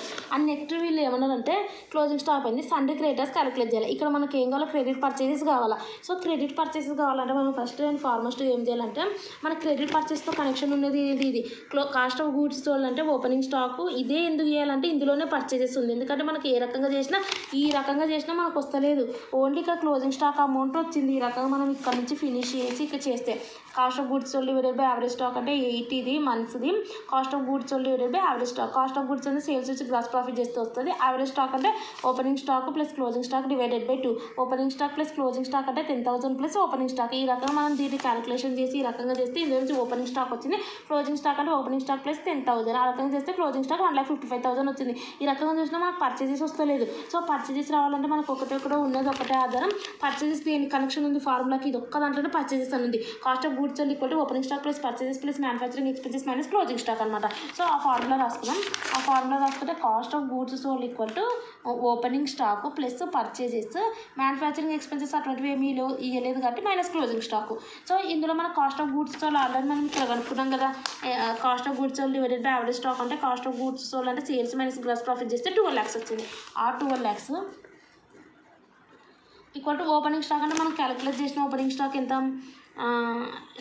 ఇక్కడ మనం క్యాలిక్యులేషన్ చేసినాం ఓపెనింగ్ స్టాకు 1,45,000. ఆ 1,45,000 plus purchases minus closing stock అంటే మనం చేసినది 1,55,000. ఆ 1,55,000. సో ఇది మనము ఇవి రెండు మైనస్ చేయండి. సో మైనస్ చేస్తే మీకు 12 lakhs ప్లస్ పర్చేజెస్. సో ఇది అనేది ఇటు సైడ్ వేయండి. తెస్తే మీకు 12 lakhs plus 10,000 equal to purchases. So మీకు ఎంత వస్తుంది అంటే 12 lakhs 10,000 వస్తుంది. ఇది పర్చేజెస్. ఈ పర్చేజెస్ అనేది టోటల్ ఇందులో క్యాష్ పర్చేస్ ఏమి ఇవ్వలేదు కాబట్టి ఇదే క్రెడిట్ పర్చేస్ చేసి ఈ 12,10,000 ఇక్కడ పెట్టుకొని అండ్ నెక్స్ట్ వన్ వచ్చేసి టోటల్ క్రెడిటార్స్ అన్నారు కాబట్టి సో ఇది అనేది అటు సైడ్ పోతే డివైడెడ్ బై ఉంది కాబట్టి ఇంటూ అవుతుంది 2 × 12 lakhs డివైడెడ్ బై ఇది అనేది ఇంటూ 12 ఉంది. ఇటు సైడ్ పోతే డివైడెడ్ బై 12 అవుతుంది. ఇది క్యాలిక్యులేషన్ చేస్తే టోటల్ క్రెడిటార్స్ వస్తుంది. అండ్ ఇక్కడ మనకు ఒకటి ఉంది బిల్స్ పేయబుల్ 10,000. ఆ వచ్చిన వాల్యూకు 10,000 మైనస్ చేస్తే మనకు టోటల్ క్రెడిటార్స్ వస్తుంది. ఇంకో సమ్ చూద్దాం. ఇక్కడ వచ్చేసి వాళ్ళు లయబిలిటీస్ బ్యాలెన్స్ షీట్ ఇచ్చారు. Liabilities and amount assets amount ఇచ్చారు. ఇక్కడ కరెంట్ రేషియో క్విక్ రేషియో డెప్ట్ equity ratio proprietary ratio capital gearing ratio calculate చేయమన్నారు. సో కరెంట్ రేషియో అంటే current assets divided by current liabilities. ఇందులో కరెంట్ అసెట్స్ ఇందులో current liabilities తీసుకోండి. Quick ratio అంటే quick assets divided by quick liabilities. So quick assets అంటే current assets నుంచి stock prepaid expenses ఏమైనా minus చేయండి. క్విక్ లయబిలిటీస్ అంటే మన కరెంట్ లయబిలిటీస్లో నుంచి cash credit bank overdraft ఏమైనా మైనస్ చేయండి. అండ్ నెక్స్ట్ వన్ డెప్ట్ ఈక్విటీ అంటే టోటల్ డెప్ట్ divided by total equity funds. Total equity funds అంటే మనకు equity share capital plus reserves and surplus ఉంటుంది. రిజర్వ్స్ అండ్ సర్ప్లస్ అంటే PNL account general reserves. So ఇవన్నీ కూడా మనం ప్లస్ చేస్తాం డెప్ట్ ఈక్విటీ కనుక్కునేటప్పుడు. షేర్ హోల్డర్స్ యొక్క ఫండ్స్ అంటే general reserve PNL account share capital ఇవన్నీ ప్లస్ చేస్తాం. సో లాంగ్ టర్మ్ డెప్ట్స్ అంటే ఇక్కడ మనకు చూస్తే ఓన్లీ డిబెంచర్స్ మాత్రమే ఉంది. డిబెంచర్ అమౌంట్ వేసుకోవాలి. అది డివైడెడ్ బై చేస్తే మనకు 1.55 వస్తుంది. ఇది మనకు డెప్ట్ equity ratio. And next one వచ్చేసి అండ్ డెప్ట్ ఈక్విటీ రేషియో అలా క్యాలిక్యులేట్ చేయాలి. And next proprietary ratio. Proprietary ratio అంటే ఆల్రెడీ ఇక్కడ మనము సాల్వెన్సీ రేషియోస్లో ఉన్నాయి. ప్రొప్రైటరీ రేషియో ఈ 6 అనేది మెయిన్ గుర్తుపెట్టుకొని 1 2 3 5 ఇవి ఒక్కటి. సో కొంచెం కనెక్షన్ లేకుండా ఉంటాయి ఫార్ములాస్. ఈ 5 అనేది మెయిన్ గుర్తుపెట్టుకోండి. సో మిగిలినవన్నీ ఈజీగా ఉంటాయి ఫార్ములాస్. సో ఇక్కడ మనకు ప్రొప్రైటరీ రేషియో అంటే equity funds divided by total assets. Equity share holder funds అంటే ఏవి షేర్ క్యాపిటల్ దాని యొక్క ఏమంటారు PNL account. So general reserves ఈ 3 ఇవి వచ్చేసి ఈక్విటీ ఫండ్స్. నెక్స్ట్ వచ్చేసి equity funds divided by total assets. Equity funds divide by total assets. Total assets అంటే ఇవన్నీ current assets long term assets ఇవన్నీ ఇక్కడ ఉండి చూడండి 25 lakhs 20,000 ఇస్తారు టోటల్ అసెట్స్ చేస్తే మనకు వస్తుంది ప్రొప్రైటరీ రేషియో ఉంటుంది. సో 8,10,000 ఆల్రెడీ ఇక్కడ క్యాలిక్యులేట్ చేస్తాం కదా divide by total assets 25 lakhs. Next capital gearing ratio. Capital gearing ratio formula ఏంది fixed interest bearing funds divide by equity share holder funds. Equity share holder funds అంటే already మనం calculation చేసినాం కదా 8,10,000 అది. So ఇప్పుడు మనం క్యాలిక్యులేషన్ చేయాల్సింది only fixed interest bearing funds. Fixed interest bearing funds అంటే డిబెంచర్లు. సో ఓన్లీ ఒక ఈక్విటీ కాకుండా మిగిలినవన్నిటికీ ఫిక్స్డ్ ఇంట్రెస్ట్ అనేది పే చేస్తారు. Only equity shareholders owners of the company. మిగిలిన వాళ్ళందరూ అప్పు డిబెంచర్స్ ఇష్యూ చేసి ప్రిఫరెన్స్ షేర్ క్యాపిటల్ ఇష్యూ చేసి మనీ తెచ్చుకుంటారు. సో కాబట్టి ఇక్కడ మనకు చూస్తే ఈ డిబెంచర్లు, సో ఈ డిబెంచర్లు అండ్ అప్పుడు డిబెంచర్లు మాత్రమే కాదు, బ్యాంకు లోన్లు అవి ఇవి కూడా లాంగ్ టర్మ్ లోన్స్, అవి ప్రిఫరెన్షియల్ క్యాపిటల్, ఇవన్నీ fixed interest bearing funds. So ఇవన్నీ ఉన్నాయా అనేది చూసుకోవాలి. చూసుకుంటే మనకి ఇక్కడ ఏమేమి ఉన్నాయంటే ఇక్కడ చూస్తే మనకి ఇక్కడ ఏమేమి ఉన్నాయంటే అప్పు తెచ్చుకునేది ఇక్కడ one of the instrument, and ఇవి వచ్చేసి ఈక్విటీవి. సో ఫిక్స్డ్ ఇంట్రెస్ట్ అంటే నెక్స్ట్ వచ్చేసి ప్రిఫరెన్షియల్ క్యాపిటల్ ఉంటుంది, బ్యాంక్ లోన్ అట్లా ఉంటుంది. సో అక్కడ ఏం లేవు కాబట్టి సో ఓన్లీ ఆ అమౌంట్ మాత్రమే. ఎంత అమౌంట్ అది చూస్తే మనకి ఎంత ఉంది ఇక్కడ 12,60,000. నేను చెప్పిన ఫార్ములా ఉపయోగించండి, ఓన్లీ 12,60,000 వస్తుంది. నో ప్రిఫరెన్షియల్ క్యాపిటల్ లేదు. సో నెక్స్ట్ వన్ వచ్చేసి ఇక్కడ చూడండి, ప్రిఫరెన్షియల్ క్యాపిటల్ లేదు అండ్ లాంగ్ టర్మ్ లోన్స్ కూడా, సో అంటే బ్యాంక్ లోన్ ఆ రకం కూడా డిబెంచర్లే కాదు, ఆ రకం కూడా మనం అప్పు తెచ్చుకుంటాం కదా. సో అటువంటివి ఏం లేవు కాబట్టి ఓన్లీ డిబెంచర్స్ మాత్రమే అమౌంట్ అదొక్కటి వేసుకోవాలి. సో ఆ రకంగా వేసుకుంటే మనకి ఎంత వచ్చింది, ఓన్లీ 12,60,000 వచ్చింది. డివైడెడ్ బై మన ఫార్ములా ఇది equity share holder funds. Equity share holder funds అంటే 8,10,000. సో ఈ రకంగా చేసినా మనకి 0.64 వస్తుంది. ఒకసారి చూడండి, 12,60,000 ఇక్కడ నేను ఎంటర్ చేసిన, డివైడెడ్ బై 8,10,000. సో ఈ రకంగా చేసినా మనకు ఆల్మోస్ట్ ఇక్కడ చూడండి ఎంత వచ్చిందంటే 1.55 వచ్చింది. సో ఈ రకం కూడా చేయొచ్చు. సో ఈ రకం క్యాపిటల్ గేరింగ్ రేషియో అనేది ఈ రకంగా చేయొచ్చు. ఇక్కడ ఉన్న ఫార్ములా యూజ్ కూడా చేయొచ్చు. ఇక్కడ ఉన్న ఫార్ములా ఏంటంటే fixed interest bearing funds divided by equity share holder funds. ఈ ఫార్ములా ఉపయోగించి చేసిన ఆ రకంగా చేసిన ఒక్కటే కరెక్టే. అండ్ నెక్స్ట్ ప్రీవియస్ క్వశ్చన్ పేపర్లో రిపీట్ అయిన ప్రాబ్లమ్స్ చూద్దాం. So previous question paper already నేను ఇక్కడ నోట్ డౌన్ చేశాను. ప్రీవియస్ క్వశ్చన్ పేపర్లో రిపీట్ అయిన ప్రాబ్లమ్స్, ఫస్ట్ ప్రాబ్లం వచ్చేసి ఇది వచ్చేసి మనకు జూన్ 2024లో వచ్చింది. ఇక్కడ చూడండి కావాలంటే జూన్ 2024లో ఇక్కడ ప్రాబ్లం వచ్చింది, ఇదే ప్రాబ్లము. సో ఇవి నేను చూపించడం జరుగుతుంది. ఈ రకంగా ఉంది, లయబిలిటీస్ అమౌంట్, అసెట్స్ అమౌంట్ ఉంది. సో ఈ రకంగా ఉంది. అండ్ నెక్స్ట్ వన్ వచ్చేసి వీళ్ళు ఏం క్యాలిక్యులేట్ చేయమనంటే కరెంట్ రేషియో, క్విక్ రేషియో, డెప్ట్ equity ratio, asset turn over ratio ఈ ఫర్ 19,60,000. అండ్ నెక్స్ట్ వన్ వచ్చేసి ప్రొప్రైటర్ రేషియో క్యాలిక్యులేట్ చేయమన్నారు. కరెంట్ రేషియో అంటే కరెంట్ అసెట్స్, ఇందులో quick assets divide by quick liabilities, డెప్ట్ ఈక్విటీ అంటే టోటల్ డెప్ట్ divide by total equity, assets turn over ratio అంటే turnover అంటే మీద వెళ్తుంది కదా. So net sales divided by assets. So ఇది so net sales divided by assets. వీళ్ళు ఇక్కడ వచ్చేసి మనకి ఏమి ఇచ్చారంటే, సో ఇక్కడ చూడండి ఇఫ్ ఆర్ 19,60,000 అని ఇచ్చారు. ఇక్కడ మనం చూస్తే అంటే ఇక్కడ మనకు ఇది చూడండి assets turn over ratio if are 19,60,000 అంటే ఇక్కడ చూడండి అసెట్స్, ఇక్కడ ఓన్లీ లయబిలిటీస్ అసెట్స్ ఇచ్చారు. సో ఇక్కడ మన formula net sales divided by assets. So assets అంటే ఏంది, ఈ total assets 9,80,000. Assets turn over ratio అంటే net sales divided by assets. Assets అంటే టోటల్ అసెట్స్ ఎంత 9,80,000 ఇక్కడ ఉంది, ఆ 9,80,000 కింద. సో ఇక్కడ మనకి ఇచ్చిన అమౌంట్ అర్థం ఏంటిది, ఈ నెట్ సేల్స్ అమౌంట్ ఇచ్చారు 19,60,000 అది. Next proprietor ratio. Proprietor ratio అంటే equity share holder funds divided by total assets. So equity share holder funds total assets అంటే ఇవి 9,80,000. అండ్ ఈక్విటీ క్యాపిటల్ అంటే ఇక్కడ ఉన్నాయి చూడండి మనకు 5 lakhs, ఇంకా రిజర్వ్స్, సర్ప్లస్, జనరల్ రిజర్వ్ ఏమంటే అవి కూడా యాడ్ చేసుకోవాలి. అండ్ నెక్స్ట్ క్వశ్చన్ చూద్దాం. ఇక్కడ ఇంకో క్వశ్చన్ కూడా ఇవ్వడం జరిగింది. ఒకసారి క్వశ్చన్ చూడండి. ఇందులో మనకి ఏం క్యాలిక్యులేట్ చేయమన్నారంటే డెప్ట్ equity, proprietary ratio, current ratio, acid test ratio. Acid test ratio అంటే క్విక్ రేషియో అని అర్థం. సో డెప్ట్ ఈక్విటీ రేషియో అంటే మీకు ఆల్రెడీ ఫార్ములా తెలుసు, డెప్ట్ బై ఈక్విటీ. ప్రొప్రైటర్ అంటే ప్రొప్రైటర్ ఫండ్స్ అంటే equity share funds divide by total assets. Current ratio అంటే current assets divide by current liabilities. Acid test అంటే quick assets divide by quick liabilities ఇది. And next question చూద్దాం. ఇక్కడ కూడా మనకి ఏం ప్రిపేర్ చేయమన్నారంటే చూడండి డెప్ట్ equity ratio, and next one వచ్చేసి proprietor ratio, capital gearing ratio and fixed asset ratio ఇవి క్యాలిక్యులేషన్ చేయమన్నారు వీళ్ళు. మనకు డెప్ట్ ఈక్విటీ రేషియో అంటే మనకి ఏమేమి చూసుకోవాలా, డెప్ట్స్, ఈక్విటీస్ చూసుకోవాలి. డెప్ట్ చూసుకుంటే మనకి ఏముంది, ఓన్లీ డిబెంచర్లు మాత్రమే ఉంది అమౌంట్. అండ్ నెక్స్ట్ వన్ వచ్చేసి డెప్ట్ డివైడెడ్ బై ఈక్విటీ కదా. సో ఈక్విటీ మనం చూసుకుంటే ఏమేమి ఉన్నాయి, equity share capital and reserves and surplus ఇది. అండ్ నెక్స్ట్ వన్ వచ్చేసి ఇక్కడ చూద్దాం 2 lakhs. అండ్ నెక్స్ట్ వచ్చేసి reserves and surplus 80 lakhs. And next one ఇక్కడ ఏమున్నాయి ఇంకా ఇదే. నెక్స్ట్ వచ్చేసి ఇక్కడ చూస్తే ఈ 2 మాత్రమే యాడ్ చేయాల్సి ఉంటుంది. సో ఈ 2 అనేది యాడ్ చేస్తారు, అవి ఈక్విటీది. ఇది నెక్స్ట్ ప్రొప్రైటరీ ఫండ్స్. ప్రొప్రైటరీ అంటే ఏంది? ప్రొప్రైటరీ ఫండ్స్ అంటే ఈక్విటీ ఫండ్స్ ఆల్రెడీ క్యాలిక్యులేట్ చేసినాం కదా, అది divided by total assets. So ఇక్కడ మనకు ఫార్ములాస్ ఉంటాయి, వీటిని ఫార్మ్ చేసుకోండి. సో ఇక్కడ ప్రొప్రైటరీ రేషియో అంటే టోటల్ అసెట్స్. టోటల్ అసెట్స్ అంటే ఏమేమి అసెట్స్ ఉన్నాయో మనం చూసుకోవాలి. టోటల్ అసెట్స్ మనం ఇక్కడ చూస్తే ఇది అసెట్ కాదు, ఇది కాదు, ఇది కాదు, ఇది కాదు, ఇది కాదు, ఇది కాదు. So fixed assets, current assets, ఇవి రెండు ప్లేస్ చేసుకోవాలి. So fixed assets, current assets ఇవి రెండు ప్లేస్ చేసుకుంటే టోటల్ అసెట్స్ వస్తాయి మనకు. ప్రొప్రైటరీ ఫండ్స్ వచ్చు. క్యాపిటల్ గేరింగ్ రేషియో అంటే క్యాపిటల్ గేరింగ్ రేషియో ఫార్ములా వచ్చేసి fixed interest bearing funds divide equity share holder funds తెలుసు. ఫిక్స్డ్ ఇంట్రెస్ట్ బేరింగ్ ఫండ్స్ అంటే ఈక్విటీ కాకుండా మిగిలిన ఉండేటి అప్పు తెచ్చుకునేటి డిబెంచర్లు, బ్యాంక్ లోను, ప్రిఫరెన్స్ క్యాపిటల్ అవి. సో ప్రిఫరెన్స్ క్యాపిటల్, సో డిబెంచర్లు, ఇంకెక్కడన్నా అప్పు తెచ్చుకుంటే బ్యాంక్ లోన్ అటువంటివి ఏమైనా ఉంటే అవి కూడా రాసుకోవాలి. అవి లేవు కాబట్టి సో అవి రెండు మనం ప్లస్ చేసుకోవాల్సి ఉంటుంది. 81 lakhs వస్తుంది divided by equity share holder funds. Next వచ్చేసి వీళ్ళు ఏం క్యాలిక్యులేట్ చేయమన్నారు? ఇక్కడ మనకు fixed asset ratio. Fixed asset ratio అంటే మనకు ఫార్ములా ఏంది? Fixed assets divided by capital employed. Fixed assets అంటే ఇక్కడ మనకు చూస్తే ఇక్కడ ఫిక్స్డ్ ఉన్నాయి, కరెంట్ ఉన్నాయి. సో ఈ ఫిక్స్డ్ అసెట్ అమౌంట్ తీసుకోవాలి. ఒక్కసారి land and building, machinery, good will ఆ రకంగా కూడా ఇస్తారు, ఆ రకంగా ఇవి fixed assets. So next one వచ్చేసి ఫిక్స్డ్ అసెట్ డివైడెడ్ బై ఇక్కడ మనకు ఫార్ములా ఏంది? Capital employed.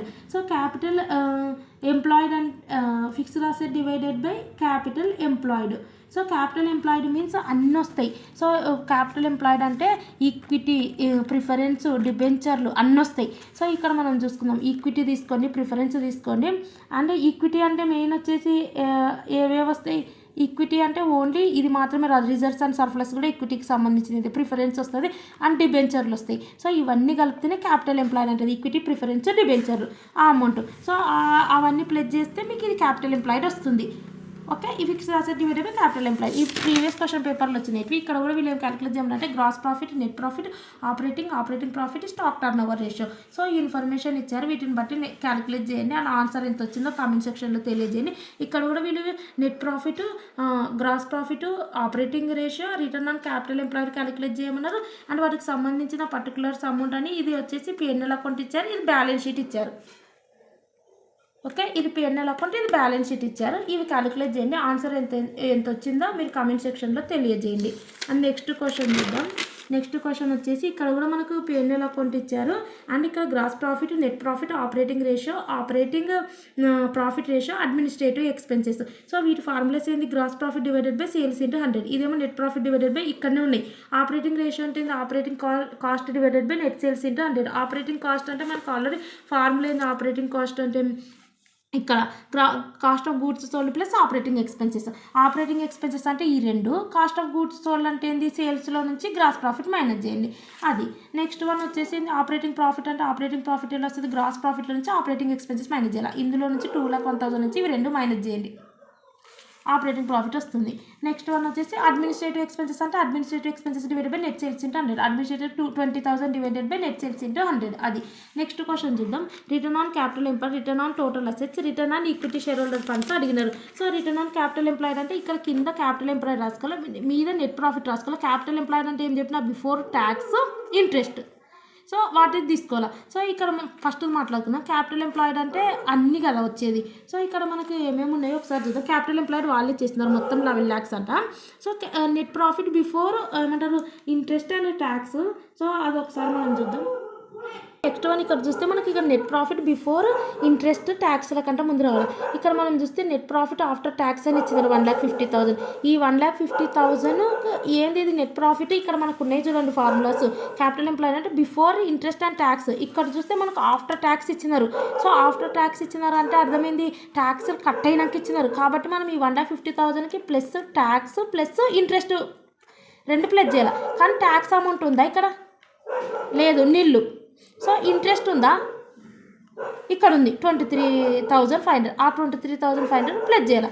ఈ 1,50,000 20,500 ప్లస్ చేస్తే ఇది వస్తుంది, divided by capital employed. First one అయిపోయింది. Next return on total assets. Total assets అంటే కింద టోటల్ అసెట్స్ వస్తుంది. అండ్ నెక్స్ట్ వన్ వచ్చేసి మీకు ఇంటూ 100 కూడా ఉంటుంది వీటికి, ప్రాఫిటబిలిటీ రేషియోస్కి. సో వచ్చిన ఆన్సర్ ఇది డివైడబుల్ చేసిన తర్వాత ఇంటూ 100 చేయండి. నెక్స్ట్ వచ్చేసి ఇక్కడ మనకు ఇంటూ 100, ఇక్కడేమో టోటల్ అసెట్స్. టోటల్ అసెట్స్ ఇది ఏమన్నారు? నెట్ ప్రాఫిటే. ఇక్కడ చూడండి ఆఫ్టర్ ఇంట్రెస్ట్ అండ్ ట్యాక్స్ అంట. ఆఫ్టర్ ఇంట్రెస్ట్ ట్యాక్స్ తర్వాత అంటే వీళ్ళు ఆఫ్టర్ ట్యాక్స్ ఇచ్చినారు 1,50,000. సో తర్వాత వీళ్ళు ఏమన్నారు? ఈ ట్యాక్స్ మాత్రమే కాదు అండ్ ఇంట్రెస్ట్ తర్వాత కూడా అంటే అర్థం ఏంటిది? ఇక్కడ చూడండి రిటర్న్ ఆన్ టోటల్ అసెట్స్ ఇక్కడ చూస్తే మనకి ఏమన్నారు ఆఫ్టర్ ఇంట్రెస్ట్ అండ్ ట్యాక్స్ అన్నారు. సో ఇక్కడ మనకి ఏం చేయాలి నెట్ ప్రాఫిట్ ఆఫ్టర్ ట్యాక్సెస్ అని ఇచ్చారు కాబట్టి ఈ డైరెక్ట్ ఇదే అమౌంట్ వేసుకోవాలి. డివైడెడ్ బై టోటల్ అసెట్స్ ఎంత 12,65,000. సో ఏంటంటే ఎందుకు చేసినామంటే నెట్ ప్రాఫిట్ ఆఫ్టర్ ట్యాక్స్ ఎప్పుడు వస్తుంది అంటే లాస్ట్ ట్యాక్స్ కట్ చేస్తాం అంటే ముందే ఇంట్రెస్ట్ అనేది కట్ అయిందని అర్థం. సో కాబట్టి మళ్ళీ మీరు ఇంట్రెస్ట్ అనేది మైనస్ చేయాల్సిన అవసరం లేదు.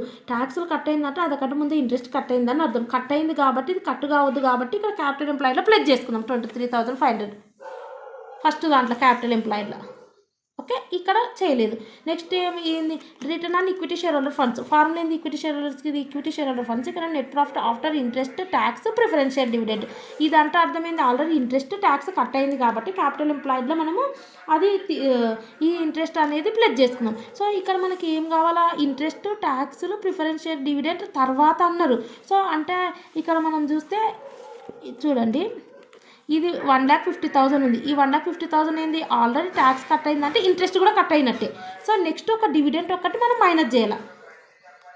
నెక్స్ట్ది ఈక్విటీ షేర్ హోల్డర్ ఫండ్స్ది ఎందుకంటే last priority given to equity share holder funds ఎందుకంటే లాసెస్ బేర్ చేయాల్సింది కూడా వాళ్ళే.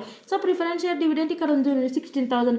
ఈ 16,000 మైనస్ చేయాలి 1,50,000 divided by equity share holder funds. Equity share holder funds ఏమేమి ఉన్నాయి మనకు నెట్ వర్త్ అంటే ఈక్విటీ షేర్ 7,50,000 ఓకే ఇంటూ 100. ఇది సాల్వ్ చేస్తే మీకు ఆన్సర్ వస్తుంది ఇది. సో మీకు వీడియోస్ యూస్ఫుల్ అనిపిస్తే సబ్స్క్రైబ్ చేయండి, లైక్ చేయండి, కామెంట్ చేయండి, మీ ఫ్రెండ్స్కి షేర్ చేయండి. Thanks for watching.